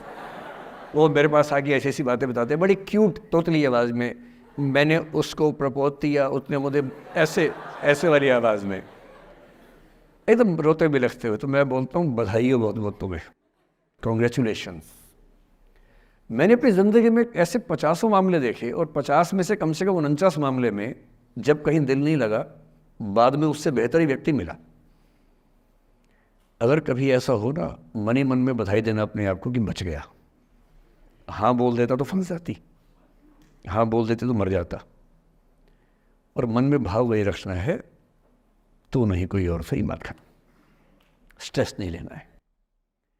मैं जानता हूँ कि आपकी उम्र में आसान नहीं होता, आपको रात रात भर सपने आएंगे, बेचैनी होगी, करवटें बदलते रहे सारी रात हम, आपकी कसम आपकी कसम, ये सब ड्रामा होता है। ये फिल्मी गीत है, मुझे गीत कविता इतना याद है कि मुझे हर बात में वही दिमाग में आता है, मैं क्या करूँ। ये होता है आपकी उम्र में, पर वो भी एक फेज़ है। अगर ये फेज़ नहीं जिया तो भी क्या जीवन जिया। कभी कभी बेचैनी भी तो होनी चाहिए, वरना ज़िंदगी में मज़ा क्या है। अगर हर चीज़ लिनियर है, हर चीज़ फॉर्मलाइज्ड है, फिर मज़ा क्या है ज़िंदगी में। ये उठापटक, ये बेचैनी, ये घबराहट, ये तनाव, संतरास भी तो होना चाहिए कभी कभी ज़िंदगी में। इससे बुरी स्थिति तब होती है जब आप किसी रिलेशनशिप में हैं और वहाँ ब्रेकअप हो जाए, ये भी होता है। देखिए, मैं आपको बड़ी खरी खोटी सुनाने के मूड में हूँ। जिस तरह का प्रेम आप लोगों की पीढ़ी में होता है, मैं ये नहीं कह रहा कि आपकी पीढ़ी ख़राब है, हर पीढ़ी ऐसी होती है, बस ये कि आपकी पीढ़ी को सुविधाएं ज़्यादा मिल गई हैं। हमारी पीढ़ी में ना चिट्ठी लिख के भेजनी पड़ती थी, बड़ा रिस्क होता था। चिट्ठी लिखो कागज़ पे, फिर एक डाकिया ढूंढो भरोसे का, तो भरोसे वाला कुरियर बॉय या कुरियर गर्ल जाके चिट्ठी वहीं दे के आए जहाँ हमने कहा है। ये भी डाउट कहीं किसी और को दे के आ जाए। या कबूतर से बात करो, कबूतर जा जा जा, पहले प्यार की पहली चिट्ठी साजन को दिया। कबूतर का क्या भरोसा किसको दे के आ जाए। लेकिन कितना तनाव था उस ज़माने में। आपके ज़माने में क्या है, सीधे व्हाट्सएप निकाला, खटाक से भेज दिया मैसेज, और नंबर किसी से मांग लिया 1 सेकंड में। नंबर भी नहीं देना है तो किसी कौन सी ऐप होती है, मैंने सुना कुछ और ऐप्स होती है, मेरे नंबर वाली भी होती है, इंस्टा होता है, एक और भी तो कोई होती है वो जिसमें कार्टून जैसा मुंह बन जाता है, स्नैपचैट। हाँ, स्नैपचैट पे चले गए। मैंने सुना है कि उसमें नंबर भी नहीं देना पड़ता है, ऐसा कुछ चक्कर है। वहाँ ढूंढ लिया। किसी को कुछ कन्वे करना इतना आसान दुनिया में कभी नहीं हुआ था जितना आज आसान है। इन सब के ऊपर टिंडर है, बम्बल है, पता नहीं क्या क्या है, राइट लेफ्ट करते जाना है, उसी में कहानी शुरू। पर ये कहानियाँ जितने हल्के तरीके से शुरू होती हैं, मैं दावे से कह रहा हूँ कि 100 में से 99 अट्रैक्शंस 1 से 2 महीने में ख़त्म हो जाते हैं। क्योंकि आप जिसके प्रति अट्रैक्टेड थे ना, वो तो उसका बाहर का परसोना था। जहाँ परिचय गहरा होता है, असलियत सामने आ जाती है, और जब असलियत सामने आती है झेलना बड़ा मुश्किल होता है। आपके सपने टूट जाते हैं। आप जिस छवि पे दीवाने हुए थे, वो छवि तो सिर्फ छवि थी, वो तो इंसान नहीं था वैसा। 99% केसेस में मेरा ख्याल है कि अट्रैक्शन 1-2 महीने में समाप्त होता है। उसके बाद तो एक बोझ है जो आप ढो रहे हैं। कभी कभी होता है कि दोनों का ख़त्म हुआ तो बात आसान है, कभी कभी किसी एक का ख़त्म होता है, एक का नहीं होता है, वहाँ मामला मुश्किल हो जाता है। तो ऐसा हो सकता है आपके जीवन में कि दूसरा साथी आपका ये कहे कि भैया देखो, मैं तुम्हारे साथ कुछ महीने से हूँ, पर मुझे अब अच्छा नहीं लग रहा, मैं ब्रेकअप करना चाहता हूँ। मैं आपसे ये निवेदन करूँगा कि ये मान के मत चलना कि उसने आपको धोखा दिया है, क्योंकि बच्चे तुरंत उस मुद्रा में आए थे, अच्छा अब मैं कुल्हाड़ी उठा लूँगी, अब मैं तेज़ाब उठा लूँगा, तूने मुझे धोखा दिया है, तूने मुझे चीट किया है, you are a cheat, you are a liar, you are a पता नहीं क्या क्या। पता इंग्लिश में गालियाँ बड़ी सुंदर देते हैं बच्चे।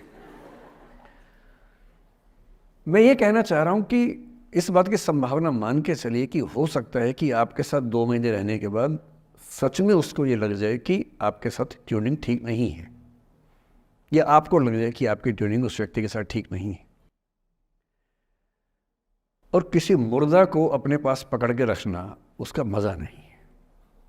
आप किसी को बांध तो लेंगे, पर जब उसका दिल आपके पास है ही नहीं, दिल विहीन लाश अपने पास टिका के रखना, एक मुर्दे को बांध के रखना, इससे बेहतर है जाने दो।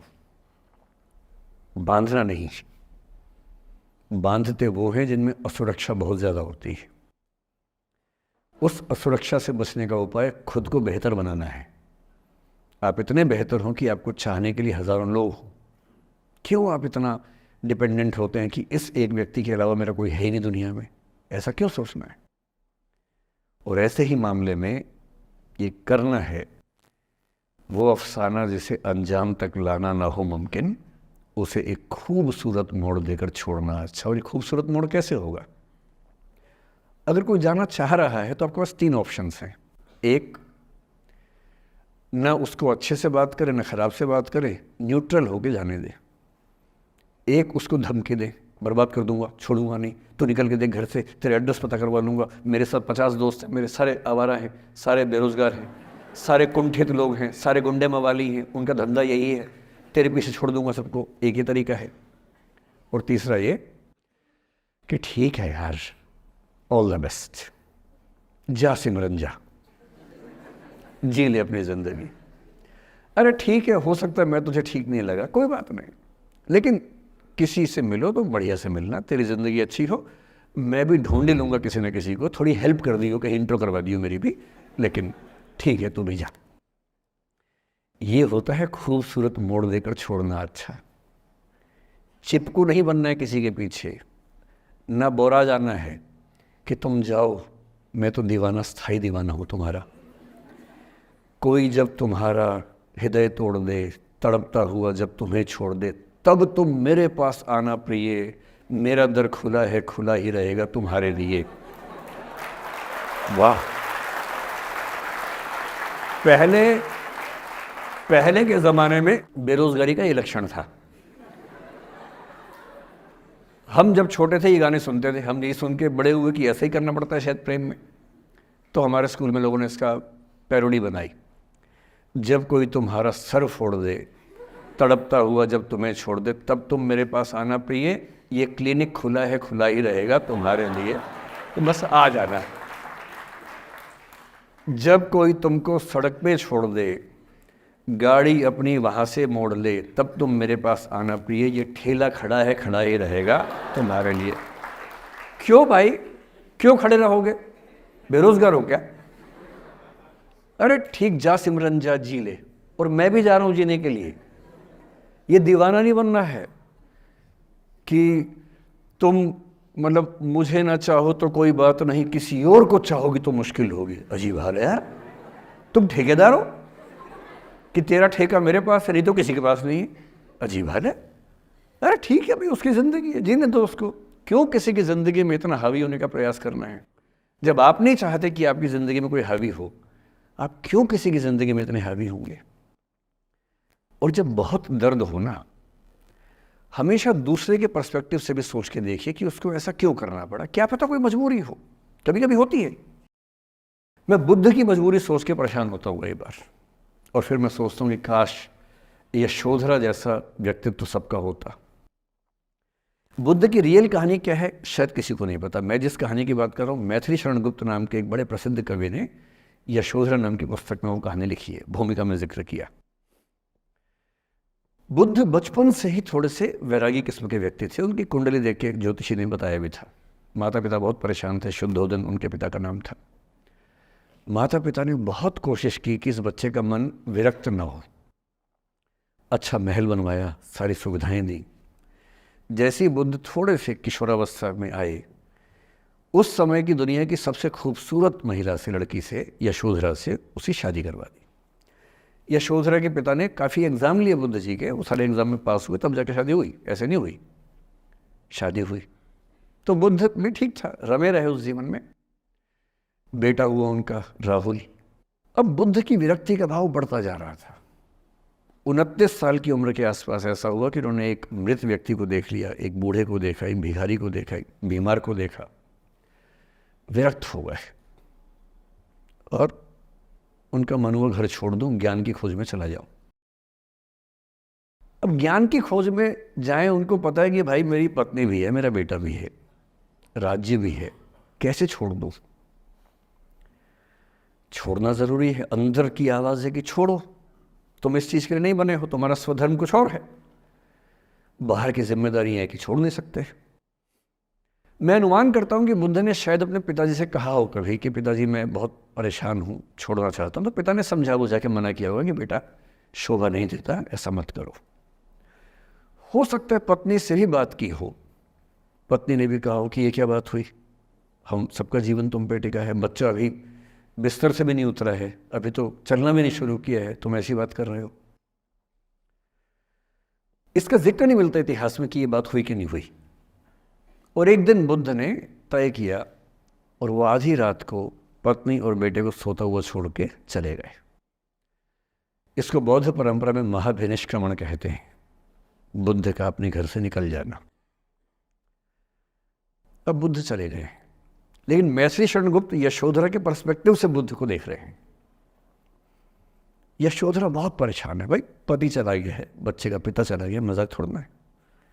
राजा परेशान है कि उनका उत्तराधिकारी चला गया है। यशोधरा इतनी परेशान है, बहुत लंबे समय तक छंद आते रहते हैं कि वो कितनी बेचैन है, कितनी परेशान है। लेकिन यशोधरा की सबसे बड़ी परेशानी इस बात से नहीं कि बुद्ध चले गए, इस बात से है कि बिना बताए चले गए, भरोसा नहीं किया। और वो अपनी सहेली से कहती है, सिद्धि हेतु स्वामी गए, यह गौरव की बात। मुझे गर्व है कि मेरा पति इतने महान काम के लिए गया है। सिद्धि हेतु स्वामी गए, यह गौरव की बात, पर चोरी चोरी गए, यही बड़ा व्याघात। सखी वो मुझसे कहकर जाते, कह तो क्या वो मुझको अपनी पथ बाधा ही पाते। क्या मैं रास्ता रोकती उनका? उसके मन में ये मलाल है कि बिना बताए चले गए। वो इस भाव को लेट गो नहीं कर पा रही है, परेशान है। फिर बुद्ध को ज्ञान मिला। 6 साल की तपस्या के बाद बोधगया में बोधि वृक्ष के नीचे ज्ञान मिला। बात फैल गई। जो 5 शिष्य बुद्ध को छोड़ के भाग गए थे उनके बुरे वक्त में, उन्हीं 5 को बुद्ध ने सबसे पहले ज्ञान दिया सारनाथ में, जिसको धर्मचक्र प्रवर्तन कहते हैं। बुद्ध की ख्याति बढ़ने लगी। शुद्धोदन ने बुद्ध के पास, अपने बेटे के पास कई लोगों को भेजा ये कहने के लिए कि भाई यहाँ भी तो आओ, हमसे भी तो मिलो। बुद्ध का ऐसा प्रताप था कि जो उनके पास जाता वो बुद्धम शरणम गच्छामि हो जाता, वापस ही नहीं आता। तो फिर शुद्धोदन ने बुद्ध के बचपन के एक दोस्त को ये कह के भेजा, भैया मैं जानता हूँ तुम वापस नहीं आओगे, पर प्रभावित होने से पहले बोल देना कि पापा याद कर रहे थे। तो वो गया, उससे वायदा निभाया, हो तो गया, बुद्ध के संग में दीक्षित हो गया, पर वायदा निभा दिया। तो बुद्ध ने कहा ज़रूर जाऊंगा, पिताजी की आज्ञा है तो जाऊंगा ही जाऊंगा। बुद्ध पहुंचे अपने कपिल वस्तु, जो अपना इलाका था वहां पहुंचे। पूरे कपिल वस्तु में, नेपाल सिद्धार्थ नगर से नेपाल जाएंगे तो नेपाल बॉर्डर पे ही कपिल वस्तु है। मैं देखने गया था वो जगह जहाँ बुद्ध पैदा हुए थे, बड़ा सुंदर स्थान है, आप भी जाकर देखें कभी। तो बुद्ध पहुंचे रात को, एक धर्मशाला में रुके। अब वहाँ हल्ला मच गया कि राजा का बेटा धर्मशाला में। बुद्ध ने कहा भाई मैं देखो राजा का बेटा बन के नहीं आया हूँ, मैं बुद्ध बन के आया हूँ। सुबह उठ के भिक्षा मांगने लग गए उस इलाके में, अपने ही पिता के राज्य में। पिता ने सिर पीट लिया कि भाई क्या कर रहे हैं। फिर बुद्ध ने सूचना भिजवाई कि मैं बुद्ध हूँ, बेटा हूँ संयोग से, ठीक है मैं आ रहा हूँ मिलने के लिए, पर मैं बुद्ध होके आया हूँ, मेरी चर्या है, नियम है, मैं भिक्षा से ही जीवन जीता हूँ अपना। ठीक है, पिताजी ने कहा चल कोई बात नहीं। फिर बुद्ध गए पिता से मिलने, पिता से मिले, सबसे मिले, भरी सभा में। लेकिन यशोधरा नहीं आई मिलने के लिए, लेट गो नहीं कर पा रहे थे। उसके मन में दर्द था, छुप के क्यों गया, बता के जाता।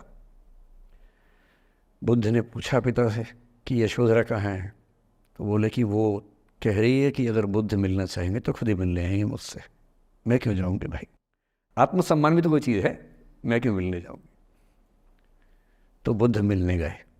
सोचिए कमरे में यशोधरा बैठी है, राहुल साथ में। अब राहुल थोड़ा सा बड़ा हो गया है, 6-7 साल का है। बुद्ध गए हैं। अब आपके मन में आ रहा है कि बुद्ध वहाँ जाके बोलेंगे सॉरी मैंने गलत किया, I hurt you, I really feel sorry. बुद्ध है वो बुद्ध, वहाँ जाके क्या बोल रहे पता है, भिक्षाम देहि, भिक्षा दो। और यशोधरा कितनी महान महिला रही होगी, उसने अपने बेटे का हाथ बाप के हाथ में दे दिया।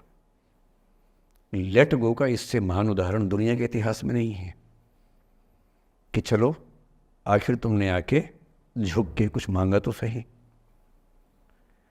उसकी जितनी ईगो थी, अहंकार था, सब विगलित हो गया। और जो औरत परेशान थी कि मुझसे बिना बताया गया, उसने अपने बेटे को दे दिया कि इसको लेके जाओ, क्योंकि मैं जानती हूँ कि तुम महान काम कर रहे हो, और तुम महान काम कर रहे हो तो मैं क्यों बीच में आऊँगी भाई। मेरा पति महान काम कर रहा है तो मुझे खुशी होनी चाहिए, और तुम्हारी उस खुशी में मैं क्यों पीछे हटूं।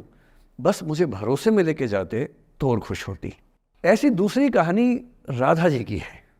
राधा जी आप जानते हैं कृष्ण उनसे बहुत प्रेम करते थे, वो कृष्ण से प्रेम करते थे, उनका विवाह नहीं हो पाया, अलग बात है। लेकिन हमारी परंपरा में प्रेम का जो पराकाष्ठा है ना प्रेम का चरम, वो तो कृष्ण राधा का है।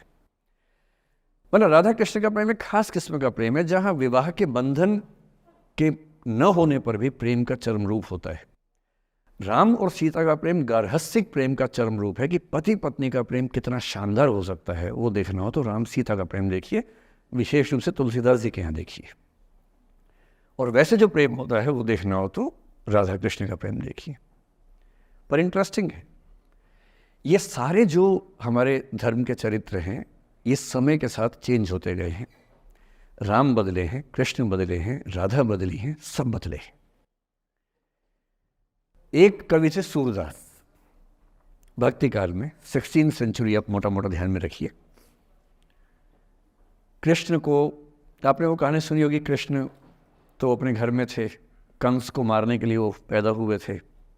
कंस को पता लगा तो कंस ने अपने एक सहयोगी अक्रूर, जो कि श्वफल्क के पुत्र थे, उनसे कहा कि जाओ और कृष्ण को लेके आओ, यही मारेंगे। उसको पता नहीं था क्या होगा बाद में। आदमी कॉन्फिडेंस में ऐसी गलतियाँ करता ही है, तो वो सुपर कॉन्फिडेंट था, बुलवाया कृष्ण को। कृष्ण तो इसी काम के लिए आए थे, समझ गए कि बुलावा आ गया है, अब इससे काम निपटाना है, चलते हैं। राधा और गोपियाँ कृष्ण के बिना रह नहीं सकती थी। सुपर इमोशनल विमेन, ऐसा मानते हैं कि वो महिलाएं, राधा तो छोटी थी, बाकी महिलाएं गोपियाँ उनसे काफ़ी बड़ी उम्र की थी, इतनी इमोशनल थी कृष्ण को लेकर कि कृष्ण के बिना वो सोच नहीं सकते थे कैसे रहेंगे। पर वो जिस काम के लिए आए थे धरती पर, वो तो करना ही था। तो अक्रूर आए, अक्रूर ने बताया कि ऐसे ऐसे आया हूँ, ले जाना है। तो कृष्ण और बलराम चले गए। इधर कृष्ण गए, उधर गोपियों का रो रो के हाल बुरा, राधा का हाल बुरा। ऐसी दीवानगी आजकल की फिल्मों में आप सोच नहीं सकते, ऐसी दीवानगी थी उस जमाने में उनके बीच में। और जब आदमी का प्रेम हाथ से निकलता तो वो बेचारा कितना कमजोर हो जाता है। राधा जी की हालत सोचिए। सूरदास कह रहे हैं, अति मलिन वृष भानु कुमारी, हरिश्रम जलु अंतर तन भीजे, ता लालच न धुआवती सारी। कि वृष भानु की कुमारी, वृष भानु मतलब राधा के पिता, वृष भानु की बेटी राधा इतनी कमजोर हो गई है, इतनी मलिन हो गई है। हरिश्रम जलु अंतर तन भीजे, कृष्ण के पसीने की कुछ बूंदें उसके ऊपर गिर गई थी, उसकी साड़ी में लगी हुई हैं। ता लालच न धुआवती साड़ी, इस लालच से साड़ी धुलवा नहीं रही है। और जब से कृष्ण गए हैं कपड़े तक नहीं बदलना चाह रही है कि इस कपड़े में मेरे प्रिय की याद है। खाती नहीं है, इतनी कमज़ोर है, हिल नहीं पाती है। एक और कवि हुए, वो तो इतने आगे बढ़ गए, बिहारी नाम के कवि थे। उनकी नायिका तो लगता है कि घड़ी का पेंडुलम है। सांस लेती है तो 4-5 कदम 6-7 कदम पीछे चली जाती है, सांस छोड़ती है तो आगे आ जाती है। सांस की हवा से ऐसा हो रहा है। इत आवत चली जात उत चली 6-7 अखात, चढ़ी हिंडोरे सी रही लगी उसासनी साथ। कि इधर आती है उधर जाती है, 6-7 हाथ इधर 6-7 हाथ उधर, सांस लेती है तो यहाँ, छोड़ती है तो वहाँ, जैसे झूला झूल रही हो। पर ये रीतिकाल के कवि हैं, उनका अलग टेस्ट है, हम सूरदास पे बात कर रहे हैं। राधा इतनी परेशान है। अच्छा, जब आदमी परेशान होता है ना, जब उसका ब्रेकअप टाइप का होता है कि कोई गया है वापस ही नहीं आ रहा, कृष्ण ने कहा था कि बस जा रहा हूँ, काम निपटा के आता हूँ। उनके मन में था क्या काम निपटाना है, काम निपटा भी दिया। अब कंस के बाद सवाल है कि मथुरा का साम्राज्य कौन संभाले। उसको एक स्ट्रक्चर बनाने के लिए कृष्ण को लगा कि मुझे यहाँ रह के सिस्टम को ठीक करना चाहिए, उसके बाद लौटना चाहिए। तो वो रुक गए वहाँ पर, राज्य का काम भी तो करना ही था। पर प्रेमी व्यक्ति को सब समझ नहीं आया, तो फिर लगता कि नहीं मेरे पास आओ, बाकी सब बेकार की बातें हैं, मेरे पास आओ। कृष्ण आ नहीं रहे। यमुना के इधर कृष्ण है, यमुना के इधर गोपियाँ हैं, पर आत्मसम्मान भी तो है। एक आलोचक ने कहा कि नाव में बैठ के चली जाती। आत्मसम्मान होता है प्रेम में कि मैं क्यों जाऊं, बिना बताए क्यों चले गए, बता के जाते। तो राधा वेट करिए। राधा के मन में क्या आ रहा है, उनको लग रहा है कि ऐसा तो नहीं कि मैंने ही कुछ गलती कर दी हो। जब कोई व्यक्ति दूर चला जाता है ना, बाकी लोग सोचते हैं कि कहीं मुझसे तो गलती नहीं हो गई। और राधा अपनी एक सहेली से बोल रही, गोपी से, मेरे मन इतनी सूढ़ रही, एक दिवस मेरे गृह आए मैं ही मस्ती दही, देखी तिन्हें हों मान कियो सो हरि गुसा गही। पगला सी गई है, बोरा सी गई है। सहेली से क्या बोल रही है? हे सहेली, मुझे पता है क्या लग रहा है, मुझे लगता है कि मुझसे ही गलती हुई है। उसने पूछा क्या गलती हुई है? कह रही है कि एक दिन क्या हुआ, कृष्ण भगवान मेरे पास आए थे, मैं उस समय दही मथ रही थी। वो ग्वाला जीवन है ना वहाँ पर, तो वो गोपालन जीवन का काव्य है पूरा। अब वो मुझसे बात करने आए और मैंने उनसे ठीक से बात नहीं की, मैंने मान किया। मान करना मतलब जिसको आपकी भाषा बोलते हैं भाव खाना। मैंने उनसे ठीक से बात नहीं की, मुझे लगता है वो नाराज़ हो गए, इसी नाराज़गी से लौट नहीं रहे हैं। मेरे मन इतनी सून रही, मेरे मन में कांटा चुभ रहा है। एक दिवस मेरे घर आए, अब समझ में आएगा, एक दिवस मेरे घर आए, मैं ही मथती दही, देखी तिन्हें हाँ मतलब मैं मान की योग, मैंने अहंकार दिखाया, सो हरि गुस्सा गही, गुस्सा आ गया उनको इस बात से। सूरदास की राधा मुक्त नहीं हो पा रही, लेट गो नहीं कर पा रही, वो जी नहीं सकती कृष्ण के बिना। पर फिर देखिए 300 साल बाद क्या हुआ। 300 साल बाद कमाल हुआ। 20वीं शताब्दी की शुरुआत में एक और कवि हुए, उनका नाम था अयोध्या सिंह उपाध्याय हरिऔध। हरिऔध के नाम से प्रसिद्ध है। उन्होंने एक पुस्तक लिखी प्रिय प्रवास। प्रिय प्रवास मतलब प्रिय प्रवास पे चला गया है, कृष्ण चले गए हैं मथुरा, अब राधा कैसे जिएगी। 20वीं सेंचुरी की शुरुआत में फ्रीडम स्ट्रगल शुरू हो चुका है। महिलाएं अभी तक स्वाधीनता आंदोलन का हिस्सा नहीं बनी है, पर अब वो समय आ रहा है कि बनने वाली है। और हरिऔध की राधा ने कमाल कर दिया है। गोपियां पूछती हैं कृष्ण नहीं आ रहे, अब क्या करोगी? ये राधा जी क्या बोल रही हैं? प्यारे जीवें जगहित करें, गेह चाहे ना आवे। मेरे प्रिय खूब जिए, समाज का कल्याण करें, घर बेशक ना आए, कोई दिक्कत नहीं है, मैं चाहती हूं कि समाज का भला होना चाहिए। ये वो बिंदु है जहां राधा यशोधरा बन जाती है, मैथिली शरणगुप्त की यशोधरा। और जो मैं आपको समझाना चाह रहा हूं उस एग्जाम्पल से वो ये कि हो सकता है कि जिससे आप नाराज हो वो किसी बड़े काम की खोज में हो, वो किसी महानता के रास्ते पर हो। और यदि आपके जीवन में कोई व्यक्ति ऐसा है जो किसी महानता के रास्ते पे है, तो उसके रास्ते को रोकना अपने क्षुद्र हितों के लिए बहुत छोटापन है। और ऐसे मामले में एक ही बात हमें सोचनी है कि वो जिस काम के लिए बना है उसे करने दो। अपने स्वार्थ के लिए किसी को बांध के रखना, किसी को लाश बना के रखना, इसका क्या मतलब है? जाने दो, ऐसा क्या है, कुछ तो बढ़िया होगा। एक स्थिति हम में से कई लोगों की आती है कि हम एक टॉक्सिक रिलेशनशिप में होते हैं पर छोड़ नहीं सकते। ऐसे बहुत सारे पति पत्नी होते हैं। मैं अक्सर बच्चों से एक बात पूछता हूं कि आप में से कितने बच्चे वैसा ही वैवाहिक जीवन चाहते हैं जो आपके माता पिता का है? मैं आपसे पूछूंगा नहीं, आप चिंता मत कीजिए, लेकिन जब जब मैंने पूछा है, मुश्किल से 1 या 2% ने हाथ खड़ा किया है। 97-98% लोग मानते हैं कि वैसा तो नहीं चाहिए, उससे कुछ अलग चाहिए। क्योंकि हम सब जानते हैं कि हमारे माता पिता भी, हमारे समाज के बाकी लोग भी बहुत समझौते करते हैं ताकि बच्चे अच्छा जीवन जी सके। आप भी करेंगे समझौते, सबको करने पड़ते हैं। ये है कि आप समझौते शायद उतने नहीं करेंगे जितने आपके माँ बाप ने किए होंगे, उनके माँ बाप ने और ज़्यादा किए होंगे। हर पीढ़ी कम समझौते करती है, ये समाज के विकास का एक तरीका होता है। पर ऐसा होता है कि आप एक ऐसे रिश्ते में आप छोड़ भी नहीं सकते, जी नहीं पा रहे, छोड़ सकते नहीं, क्योंकि आप तो छोड़ देंगे, आपके चक्कर में कईयों की ज़िंदगी दांव पे लग जाएगी। कैसे छोड़ दें? 3 छोटे छोटे बच्चे हैं, नौकरी है नहीं, वो माँ अपने पति से रोज़ प्रताड़ना झेलती है, बुरी बातें सुनती है, उसके पास कोई सिक्योरिटी नहीं है, वो बच्चों को नहीं छोड़ सकती, बच्चों को लेके कहाँ जाएगी, क्या करे? टॉक्सिक रिश्ता है। तो ऐसे में या तो आप रिश्ता छोड़ते हैं कि हर केस में संभव नहीं होता, पर यदि वो संभव नहीं है तो रिश्ते में रहते हुए चिंताएं छोड़ दीजिए, अपेक्षाएं छोड़ दीजिए।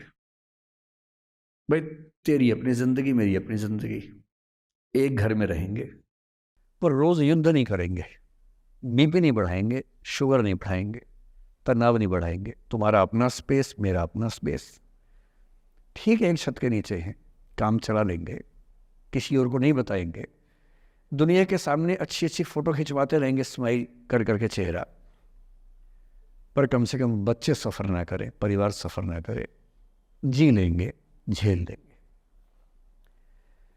और ऐसे माहौल में साहिर ने जो कहा था ना, उसी कविता की कुछ पंक्तियां बड़ी महत्वपूर्ण हैं कि बर्बादियों का सोग मनाना फिजूल था, कि बर्बादियां हैं जीवन में, पर ठीक है, कितना दुख मनाएंगे, अब है तो है, क्या कर सकते हैं। बर्बादियों का सोग मनाना फिजूल था, बर्बादियों का जश्न मनाता चला गया। और फिर अंत में इतनी सुंदर बात कहते हैं, गम और खुशी में फ़र्क न महसूस हो जहाँ, मैं दिल को उस मुकाम पे लाता चला गया।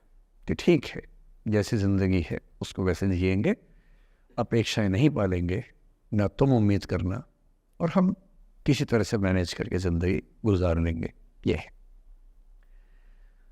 अंतिम जो आपके जीवन में समस्या हो सकती है, करियर को लेके हो सकती है, कि आपने कुछ करियर दिमाग में रखा हुआ है, ठान लिया है कि आईएएस बनना है या कुछ बनना है। आप कुछ भी ठान लें, सिर्फ आपके हाथ में नहीं होता है, सफलताएं असफलताएं जीवन में रहती हैं। 10-11 लाख लोग आईएएस का फॉर्म भरते हैं, 5 लाख आईएएस का एग्ज़ाम देते हैं, 1000 का सिलेक्शन होता है। हर एग्ज़ाम में घुमा फिरा की यही स्थितियाँ होती हैं। पॉलिटिक्स में, स्पोर्ट्स में, बिजनेस में, हर जगह कंपटीशन इतना है। सफल होने की जितनी संभावना है, उससे कई गुना संभावना विफल होने की हर क्षेत्र में है। सफल नहीं हो पाए तो क्या करेंगे।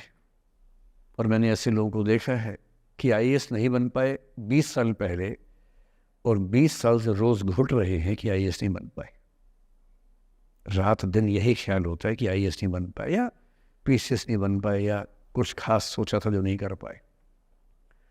तो मैं आप लोगों से निवेदन करूँगा कि यदि आपकी आर्थिक पृष्ठभूमि ऐसी नहीं है कि जो बहुत मजबूत हो, तो हमेशा एक बैकअप ऑप्शन ज़िंदगी में लेके चलिए। किसी करियर को दिमाग पे इतना हावी मत होने दीजिए कि वो नहीं मिलेगा तो कुछ नहीं होगा। आप उस दौर के व्यक्ति हैं जहाँ इतने ऑप्शंस दुनिया में हैं जितने कभी नहीं थे। इतने ऑप्शंस हैं, बस एक ठीक ठाक सा व्यक्तित्व बना लीजिए, एक ठीक ठाक सा कॉन्फिडेंस रखिए अपने ऊपर। और यदि आपके पास बेसिक स्किल्स हैं, भाषा की, चिंतन की, समझने की, कैलकुलेशंस करने की, प्लानिंग करने की, स्ट्रेटेजाइज करने की, और मेहनती आप हैं, मैं गारंटी से कह रहा हूँ कि इस दुनिया में कंपटीशन नंबर्स में बहुत ज़्यादा है, कायदे का कंपटीशन नहीं के बराबर है। बहुत मजबूत लोगों से आपको भिड़ना नहीं पड़ता है। भिड़ते हैं 5 लाख से, पर उन 5 लाख में कुछ ही हैं जो भिड़ने लायक हैं। इतना कॉन्फिडेंस रखिए, जैसे कहते हैं ना कि हम भी दरिया है, हमें अपना हुनर मालूम है, जिस तरफ भी चल पड़ेंगे रास्ता हो जाएगा। इतना भरोसा अपने ऊपर रखिए कि ठीक है, ये नहीं तो कुछ और करेंगे, वो नहीं तो कुछ और करेंगे, लेकिन कुछ ना कुछ बढ़िया कर लेंगे। और उस बढ़िया करने की शुरुआत कॉलेज की ज़िंदगी से होती है। उड़ान सोसाइटी संभाल लेंगे, निष्ठा संभाल लेंगे। अभी मैडम ने बताया कि 80 सोसाइटी से बताई, इसको में 60 बताई, 60 सोसाइटीज़ हैं। किसी सोसाइटी का हिस्सा बन जाइए। ये सोसाइटीज़ का हिस्सा बनने का असली पर्पस क्या है? इसी बहाने एक्सपोजर मिलता है, आप कुछ करते हैं, मंच पे आते हैं, लोगों से मिलना जुलना होता है, स्किल्स डेवलप होती हैं, और अंत में जो जीवन में काम आता है, यही स्किल्स काम आते हैं। और यदि वो स्किल्स हमने डेवलप कर लिए, और वो स्किल्स पढ़ाई से नहीं आती हैं, जो क्लासरूम के अंदर की पढ़ाई है वो सबसे कम महत्वपूर्ण चीज़ होती है कॉलेज में। कॉलेज में सबसे ज़्यादा महत्वपूर्ण है ये अपॉर्चुनिटीज़, लोगों से बात करना, कुछ ऑर्गेनाइज करना, कहीं फेल होना, कहीं पास होना, वो सब करते रहिए। और मैं दावे से कह रहा हूँ कि इस दुनिया में कंपटीशन कहने के लिए ज़्यादा है, दरअसल ज़्यादा नहीं है। पूरी बात का सार ये है कि किसी की भी ज़िंदगी फ्लैट नहीं होती है, उसमें कर्व्स आते रहते हैं, ऊंच नीच सबकी ज़िंदगी में आती है। मैंने भी कम नहीं झेली है, आज मैं यहाँ खड़ा हूँ ऐसे नहीं खड़ा हूँ, कुछ तो झेला ही होगा, मैंने भी ठीक ठाक झेला है।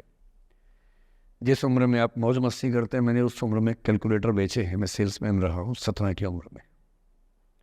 और मैं बिजनेस फैमिली से नहीं हूँ। बिजनेस फैमिलीज में बच्चों को 17 में काम पे लगा देते हैं। मैं तो नौकरी पेशा परिवार से था, कुछ समस्याएं थी तो सेल्समैन बन के घर घर में जाके बेचना पड़ता था। तौहीन भी होती थी, लोग धिक्कारते भी थे, मजाक भी उड़ाते थे। वो समझे ना है, अपना खर्चा 17 की उम्र से खुद उठाया है, क्योंकि घर में दिक्कत थी। तो क्यों मांगू मैं घर से पैसे भाई, जब मुझे पता है कि मेरे घर में दिक्कत थी उस समय, क्यों मांगू? आपकी जिंदगी इस दुनिया के करोड़ों अरबों लोगों से बेहतर है, कुछ एक लोगों से खराब है। केवल उन कुछ एक पे ध्यान मत दीजिए, उन करोड़ों पे भी ध्यान दीजिए जिनसे अच्छी आपकी जिंदगी है। और इतनी कुव्वत आपके अंदर है, आप इस देश के सबसे अच्छे विश्वविद्यालयों में से एक, दिल्ली विश्वविद्यालय के सबसे अच्छे कॉलेजेस में से एक हंसराज कॉलेज में विद्यार्थी हैं। ये मजाक नहीं है, आप इस देश के एलीट हैं, एलीट। इस कॉलेज और यूनिवर्सिटी का नाम बोलते ही कितने बंद दरवाजे खुल जाते हैं आपको अंदाजा नहीं है, आगे जाके समझ में आएगा। बस इतना करना है कि जब जब जिंदगी नीचे की तरफ जाए थोड़ा सा हौसला बना के रखिए। कुछ ही दिन की बात होती है, हर चीज़ कुछ ही दिन की होती है। बहुत अच्छे वक्त में और बहुत बुरे वक्त में एक ही वाक्य कॉमन याद रखिए, कुछ दिनों की बात है, ये वक्त गुजर जाएगा। बहुत अच्छा हो तब भी ध्यान रखना है, आदत नहीं बनानी। बहुत बुरा हो तब भी ध्यान रखना है, ये सब खत्म हो जाएगा। सोशल मीडिया पर ट्रोलिंग आजकल का एक नया सच है, जो आप लोग बड़ा मुश्किल होता है वो जब झेलते होंगे। आपने एक फ़ोटो अपलोड की, कोई लाइक ही नहीं कर रहा है, आप बार बार देखने घूमोगे लाइक किया कि नहीं किया। दोस्तों को फ़ोन कर रहे हैं, लाइक कर, तो लाइक कर, तो भी लाइक कर, चल 5 लाइक करवाए, 8 लाइक करवाए, नहीं लाइक हो रहा। फिर आपने कुछ ऐसा बोला, किसी ने उसकी छोटी सी क्लिप काट के चला दी और आप अचानक सबकी नज़रों में किरकिरी बन गए। गालियाँ पड़ रही हैं, आलोचनाएँ हो रही हैं, लाखों लोग फतवे जारी कर रहे हैं आपके ऊपर। इतनी बेचैनी होती है इस दौर में। पहले के दौर में ये नहीं था, आपने कहीं कुछ बोला ख़त्म हो गई बात।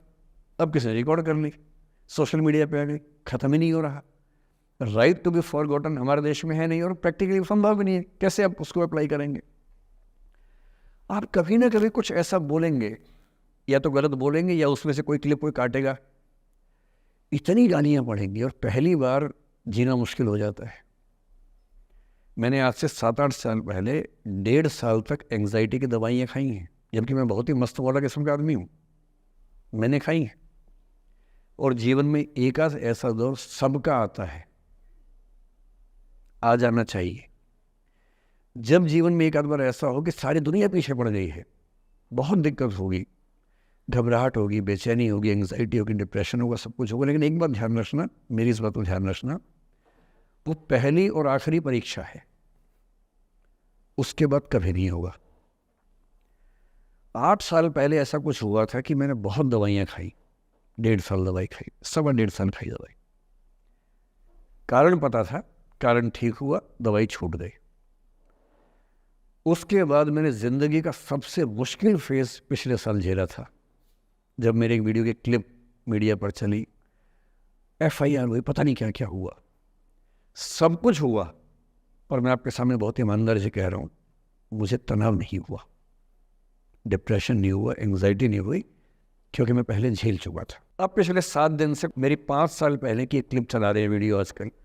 2019 के इलेक्शन से पहले जनवरी में मैं क्लास लेते हुए कह रहा हूँ कि अब इलेक्शन का टाइम आ गया, अब मंदिर का तमाशा शुरू हो जाएगा और ये पॉलिटिक्स के मामले हैं, सब बेकार की बातें। उस समय ना सुप्रीम कोर्ट का जजमेंट आया था, ना कुछ और हुआ था। आज मेरा बड़ा सीधा स्टैंड है कि जब सुप्रीम कोर्ट की कॉन्स्टिट्यूशन बेंच ने 5-0 से सहमति दी है और उसके बाद कॉन्स्टिट्यूशन तरीके से मंदिर बन रहा है, मैं कौन होता हूँ नाराज़ होने वाला? मुझे क्यों खुश नहीं होना चाहिए? दुनिया में हर धर्म के ईश्वरों के नाम पर मंदिर हैं, उनके जन्म स्थान पर मंदिर हैं, मेरे धर्म में क्यों नहीं होना चाहिए? मुझे क्यों परेशान होना चाहिए? और कुछ लोग पिछले 7 दिन से 5 साल पहले की क्लिप चला रहे हैं। मेरी टीम परेशान है, मैं परेशान नहीं हूँ। मुझे भेजते हैं कि सर ऐसे हो गया, सर इतनी वीडियो चल रहे हैं। मैं सुनता हूँ पर तनाव नहीं होता है, क्योंकि मुझे पता है कि किसी दिन किसी मंच पर हो, जैसे आज मैंने बात बोल दी, कहीं और बोल दूँगा, बात खत्म हो गई। कितना लोड लेंगे? और आप लोड लेते रहेंगे तो दुनिया देती रहेगी। दुनिया के पास बहुत है देने के लिए, वो हमेशा देते रहेंगे।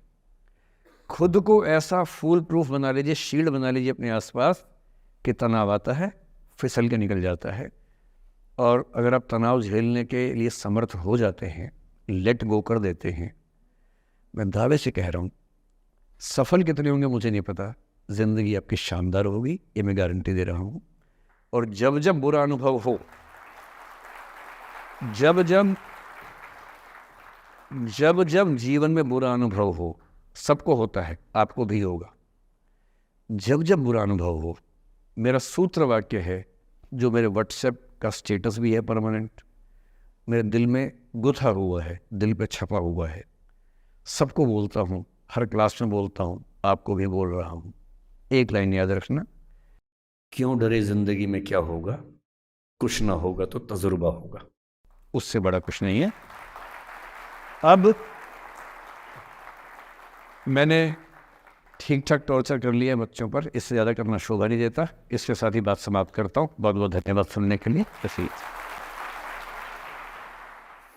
So now it's our time to finally have a positive Q&A session with sir. Sir first of all I thank you so much, और you motivate us so much sir. मैं जब भी मतलब अगर लाइफ में कुछ भी प्रॉब्लम आ रही होती है तो यूट्यूब पे सबसे पहले यही देखती हूँ कि सर की कुछ ना कुछ वीडियो उस टॉपिक पे पक्का मिलेगी, जिससे कुछ ना कुछ सॉल्यूशन ज़रूर होगा। आज जो आपने जो कुछ भी बोला, I am so motivated of it, and this society people give me a question to ask, ये इन्हीं लोगों में से किसी एक का क्वेश्चन है। So I'd like to ask sir, I try every day to study with the same enthusiasm, and every second day I feel exhausted and not able to complete the study target. What should I do? So first of all, thank you for saying me thank you. And as far as the question is concerned, I don't know whose question is this, but whosoever has sent the question. जब आप ये कहते हैं कि मैं रोज़ उतना पढ़ नहीं पाता हूँ, इसके बुनियादी तौर पर 2-3 रीजंस हो सकते हैं। पहली बात तो कोई भी नहीं पढ़ पाता है, मैं भी नहीं पढ़ पाता हूँ उतना। हम लोग प्रिटेंड करते हैं कि हम बहुत पढ़ते हैं। ईमानदारी की बात है कि मैं आज तक कभी भी 1 घंटे से ज़्यादा एक साथ नहीं पढ़ पाया हूँ, और मैंने ठीक ठाक पढ़ाई की है वैसे, है ना, आप भरोसा कर सकती हैं इस बात पे। एक तो अपने आसपास ऐसे लोगों से बचिए जो बार बार दबाव बनाए कि मैं तो बहुत पढ़ता हूँ, तो कितना पढ़ती है। आप कितने घंटे का टारगेट लेके चल रहे हैं, एक प्रॉब्लम ये भी हो सकती है। आपकी उम्र में कॉलेज के अलावा अगर आप 3-4 घंटे पढ़ लेते हैं तो पर्याप्त है। कॉलेज के 3 साल सिर्फ पढ़ाई के लिए नहीं है, पढ़ाई से ज़्यादा सीखने के साल हैं, मंच पे आने के साल हैं। दोस्तों के साथ फिल्म देखिए, दोस्तों के साथ आउटिंग पे जाइए, रेस्टोरेंट में बैठ के खूब बकवास कीजिए उनके साथ। उसमें जो सीखेंगे वो केवल पढ़ाई से नहीं सीखेंगे। तो दिन में 3-4 घंटे बहुत होते हैं। और बाकी मैं एडवाइस करता हूँ बच्चों को कि बहुत सारी एक्टिविटीज़, जिसमें से एक एक्टिविटी चाय की दुकान पे दोस्तों के साथ बैठना, 1 घंटे बात करना भी शामिल है। पर्सनैलिटी ग्रूमिंग के लिए बहुत ज़रूरी है। फिर आप लोगों की उम्र में इमोशंस थोड़े उठापटक होती रहती है। अगर आप महीने के 30 दिन में से 6-7 दिन बीच में नहीं पढ़ पाते डिस्टर्बेंस से, तो इसका मतलब है कि आप दिमागी तौर पर एकदम ठीक हैं। चिंता उनकी है कि जो रोज़ पढ़ रहे हैं। इसका मतलब वो अपनी उम्र में जी नहीं रहे, वो किसी और उम्र में जी रहे हैं। तो ठीक है, कभी कभी डिस्टर्बेंस आएगी, उसको एंजॉय कीजिए। डिस्टर्बेंस बस सुंदर प्यारी होनी चाहिए, इतना ध्यान रखिए, है ना। जिसकी वजह से नींद उड़ी हुई है वो अच्छा होना चाहिए, बाकी तो ठीक है। नमस्ते sir, thank you sir for this session sir. I extend my gratitude sir, it was an honour to listen you sir. Sir मेरा आपसे सवाल होगा कि कई एक आध एग्जाम्पल होंगे सर जहां आपने लेट गो किया होगा, आप अपने जीवन में भी किसी चीज़ में लेट गो किए होंगे, तो कोई एक आध ऐसा एग्जाम्पल आप शेयर करना चाहे जिससे हमें भी प्रेरणा मिले। मैं बताता हूँ आपको। जो मैंने कहा कि 7-8 साल पहले मैं थोड़ा एंग्जाइटी का शिकार हुआ, कई कारण थे, पर उसमें 2-4 लोग ऐसे थे जिन्होंने मेरा जीना मुश्किल कर दिया था उस समय। मतलब उन्होंने कर दिया, मैंने करवा भी लिया। अब तो मैं करवाता ही नहीं, तब मैंने करवा लिया था। अजीब किस्म के लोग, पीछे पड़ के रात दिन 24 घंटे तनाव देते रहना बिना किसी बात के, कोई वजह भी नहीं थी ऐसी। मैं बड़ा परेशान रहा। फिर बाद में परिस्थितियाँ बदल गई, मैं ठीक हो गया, मेरी स्थितियाँ ज़्यादा बेहतर हो गई। तो उन दिनों मैंने एक रहीम का दोहा पढ़ा, वो मेरे जीवन का उसूल बन गया उसके बाद से। एक दो बार मेरे मन में आया कि मैं भी दुश्मनी कर लूं और दिखा दूं, और मेरे पास ताकत उनसे ज़्यादा थी उस समय भी, आज भी है। पर अगर मैं किसी के उकसाने पे उसके जैसा हो गया तो जीता तो वही। जब मैं ही नहीं रहा तो फिर तो कोई और लड़ रहा है, मैं रहा ही नहीं, वो जीत जाएगा। मेरी असली कश्मकश ये थी कि बिना उसके जैसा हुए इस चीज़ से बाहर निकलना है। ये कुछ वैसे कि आप सड़क पे जा रहे हैं, कीचड़ में सूअर लोटा हुआ है, उछल उछल लौट रहा है, आपके सफ़ेद कमीज पे छींटा पड़ गया। अब दो ऑप्शंस हैं, या तो हिसाब बराबर करने के लिए उतर जाइए, उसको आप कैसे गंदा करोगे, वो तो पहले ही मस्त है उसी गंदगी में, उसका तो स्वभाव है। आपका एक छींटा है, आप पूरी कमीज गंदी कर लेंगे वहाँ जाके। तो सबसे अच्छा क्या है, वहाँ से निकल जाना, लेट गो कर देना। तो मैंने रहीम का एक दोहा अपना सार बना लिया, रहीमन ओछे नरन सो बैर भली ना प्रीति। रहीमन ओछे किस्म के लोगों से ना बैर अच्छा है ना प्यार अच्छा है। काटे चाटे श्वान के दुह भांति विपरीति। कुत्ता काटे तो दिक्कत, कुत्ता चाटे तो दिक्कत। तो मेरा उसूल क्या है, इस तरह के लोगों से ना दोस्ती ना दुश्मनी, ना दिल में ग्रजेस रखने हैं कि हिसाब बराबर कर दूंगा, हरा दूंगा, रखना ही नहीं। और मेरी अब ठीक ठाक दोस्ती तो क्या होगी, मतलब जब हम मिलते हैं बड़े प्यार से मिलते हैं, मुझे दिक्कत है ही नहीं, नाराज़गी भी नहीं है। मुझे लगता है कि वो अपना धर्म निभा रहा था, मैं अपना निभा रहा हूँ। और अगर मैं दुश्मनी पाल लेता, अपना बीपी बढ़ाता, डायबिटीज़ करवा लेता, मैंने पाला ही नहीं, ना मैं पालता हूँ। और भी ऐसे कई इंस्टांसेस हैं जहाँ दुश्मनी करने का पूरा स्कोप था, पर मैं दुश्मनी करता नहीं, मुझे शौक ही नहीं दुश्मनी करने का। मेरा दुनिया में एक भी दुश्मन नहीं है, मतलब मैं कईयों का हूँ, मेरा एक भी नहीं है। जो मुझे अपना दुश्मन मानते हैं वो मेरे दुश्मन नहीं है, मेरे लिए वो परिचित हैं, जो मित्र हो सकते थे या हो सकते हैं। फिलहाल मित्र नहीं है, लेकिन दुश्मनी नहीं है। और अगर दुश्मनी कभी हो भी जाए ना, ये ध्यान रखना है कि बाद में दोस्ती हो सकती है। बशीर बद्र ने कहा है, दुश्मनी जमकर करो लेकिन ये गुंजाइश रहे, गर कभी हम दोस्त हो जाएं तो शर्मिंदा ना हो। ये मैं ध्यान रखता हूँ हमेशा। नमस्कार सर। नमस्कार सर, मेरा नाम रश्मि श्रीवास्तव है और मैं यहाँ हिंदी ऑनर्स द्वितीय वर्ष की छात्रा हूँ। सर, सबसे पहले तो मैं आपको बहुत बहुत धन्यवाद देना चाहूँगी सर। आपसे मिलकर बहुत अच्छा लग रहा है मुझे और ये मेरे लिए बहुत बड़ी सौभाग्य की बात है। सर, मेरा प्रश्न है आपसे कि सर, मेरे साथ ऐसा हुआ कि मैं बचपन से बहुत अच्छी स्टूडेंट रही और सर मेरी ज़िंदगी में ऐसा एक वक्त आया जब मुझे 2 बार असफलता का सामना करना पड़ा और सर तीसरी बार मैं सफल हुई, परंतु सर आज भी वो डर मेरे मन से नहीं जा रहा है। अभी भी मैं उसको फेस नहीं कर पा रही हूँ कि मैं कैसे फेल हो गई। और सर कभी ऐसा होता है कि मैं सो रही हूँ और रात में मुझे वो डर लगता है कि आगे मैं नहीं कर पाऊँगी। मुझे ऐसा लगता है कि आगे अगर मैं कुछ अच्छा करना चाह रही हूँ तो मुझे उस असफलता का डर रहता है कि जो मैंने फेस किया है, और सर मैं उससे उभर नहीं पा रही हूँ। मतलब मेरे ख्याल से ये असफलता आपसे ज़्यादा आपके माहौल की, आपके पेरेंट्स, आपके टीचर्स की है कि उन्होंने आपको, मतलब कुछ बच्चे अपने आप से इतनी उम्मीद पाल लेते हैं कि फेलियर झेल नहीं पाते। आप वैसे बच्चों में हैं। जो आपने कहा ना कि मैं शुरू से बहुत अच्छी स्टूडेंट रही हूँ, ये दुर्भाग्य की बात है, ये अच्छी बात नहीं है। मैं नहीं चाहता कि बच्चे अच्छे स्टूडेंट बने। अच्छे स्टूडेंट का मतलब जो बहुत पढ़ाकू किस्म के होते हैं, सीधे स्कूल से घर, घर से स्कूल, घर में घुसते ही होमवर्क करना शुरू किया, वैसे बच्चे ज़िंदगी में बड़े परेशान रहते हैं। बच्चों को होना चाहिए छटा हुआ टाइप का, शरारती, बदमाश, मतलब काम भी करें स्कूल का, लेकिन बेसिकली आपको स्मार्ट होना है, कॉन्फिडेंट होना है। पढ़ाकू होने से ज़िंदगी बहुत अच्छी नहीं चलती है। ज़िंदगी के लिए ना व्यक्तित्व चाहिए। हुआ क्या आपके साथ, आपको बता दिया गया कि अच्छा बच्चा वो है जो पढ़ता है, होमवर्क करता है, आपने वो सब किया। तारीफ़ें आपकी इतनी हुई होंगी कि बेटा तुम तो कुछ भी कर दोगी, आपको भरोसा हो गया कि मैं कुछ भी कर दूँगी। लेकिन ऐसी ऐसी तारीफ़ें हर गांव, हर मोहल्ले में कई बच्चों की हो रही थी जब उन सब में कंपटीशन हुआ तो कुछ सफल हुए, बहुत सफल नहीं हो पाए। तो जो सफल नहीं हो पाए उनको बहुत बेचैनी हुई। आपका सौभाग्य है कि अब तीसरी बार में सफल हो गई। कई ऐसे लोग हैं जो कभी सफल नहीं हुए ज़िंदगी में, उनको भी तो जीना है। तो मैं एक ही बात कहूँगा, अपने आप से उम्मीदें कम कर लीजिए। और ये आसान नहीं होता है। इसका तरीका ये है कि एक दो ऐसे अच्छे दोस्त जो अच्छे भी हैं, दोस्त भी हैं और बहुत उम्मीदें ना रखते हैं, ना आपको रखने देंगे अपने आप से।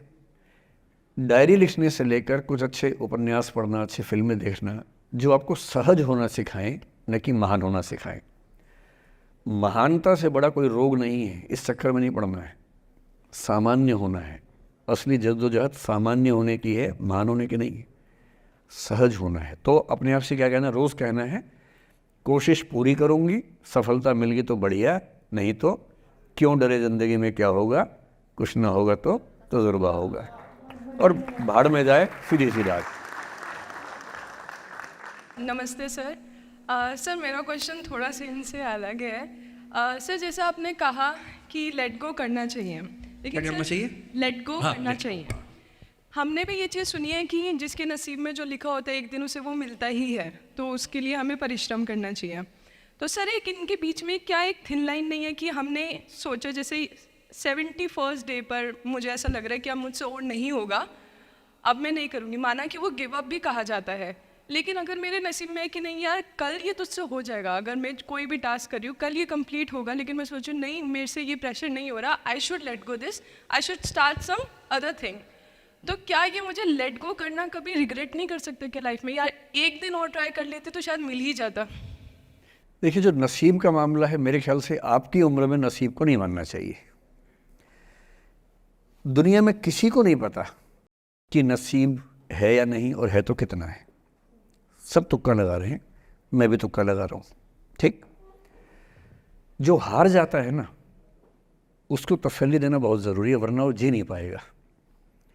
और पराजित व्यक्ति को तसल्ली देने के लिए सबसे अच्छा शब्द है नसीब, भाग्य, नियति। बहुत ज़रूरी है। और इसलिए एक उम्र के बाद गीता का सार पढ़ना बहुत ज़रूरी है। समझना पड़ता है कि सब कुछ हमारे हाथ में नहीं होता है, सच में नहीं होता है। पर इसका मतलब ये भी नहीं है कि सब कुछ किसी और के हाथ में होता है। अगर ऐसा होता तो बिना मेहनत करने वाले IAS बन जाते या कुछ भी बन जाते। ये हो सकता है कि IAS बनने के एग्ज़ाम में 10 ने मेहनत की, उनमें से 8 का हुआ, 2 का नहीं हुआ। पर ये नहीं हो सकता कि एक आदमी ने मेहनत नहीं की तो उसका IAS हो गया। बिना मेहनत के तो नसीब भी नहीं मिलने वाला है। इसलिए ये मान लीजिए कि कुछ ना कुछ चीज़ें हमारे कंट्रोल में नहीं हैं, लेकिन जितना कंट्रोल में है उस पर पूरी ताकत लगाएंगे, पूरा डिसिप्लिन रखेंगे, तो हम अपनी किस्मत सबसे अच्छी लिख पाएंगे। सबसे अच्छी मतलब बाकियों से नहीं, मेरी जितनी अच्छी हो सकती है उतनी अच्छी लिख पाएंगे। और इसलिए अगर आपको लगे कि मैं नहीं कर पाऊंगी कोई काम, तो उसको गिव अप ही कहते हैं। लेट गो का मतलब तब होता है जब आप मन भर चुका है, अब उसकी ज़रूरत महसूस नहीं हो रही। जैसे IAS बनने की कोशिश कर रहे हैं, नहीं बन पाए, तैयारी छोड़ दी, गिव अप है। बन गए, नौकरी की, मज़ा नहीं आया, छोड़ दिया, ये लेट गो है। लेट गो करने के लिए पहले हासिल करना पड़ता है, या हासिल होने से पहले उस मनोभूमि पर पहुंचना पड़ता है जहां हासिल होने का सुख आपने महसूस कर लिया और उसमें मज़ा नहीं आया, ठीक ही है, औसत है, तब छोड़ दिया। इसलिए आपकी उम्र को शोभा नहीं देता कि हम नसीब की बात करें, ये शोभा देता है मेरी उम्र को। तो 30-40 के बाद नसीब, भाग्य, नियति चलेगा। फ़िलहाल कर्म पे भरोसा कीजिए, मेहनत, डिसिप्लिन, और मोटिवेशन से ज़्यादा महत्वपूर्ण है डिसिप्लिन, ध्यान रखिएगा। मोटिवेशन का ग्राफ ऐसा होता है, फिर ऐसे नीचे आता है धीरे धीरे। डिसिप्लिन ऐसे रहता है, और डिसिप्लिन वाला व्यक्ति हमेशा मोटिवेशन वाले व्यक्ति से ज़्यादा सफल होगा, ये मान के चलिए। सबसे अच्छा क्या है? Motivation with discipline. तो कोशिश कीजिए कि नसीब पे ना छोड़िए, अपने भरोसे कीजिए। All the best. Now, I would like to invite our president, who is the fuel to our rocket, Palak Chauhan, to present a vote of thanks. I would like to thank our guest speaker, Mr. Vikas Divikirti sir, who came here for this session and gave us his valuable time. I'm pretty sure all the audience members present over here get a new perception and along with a powerful motivational session.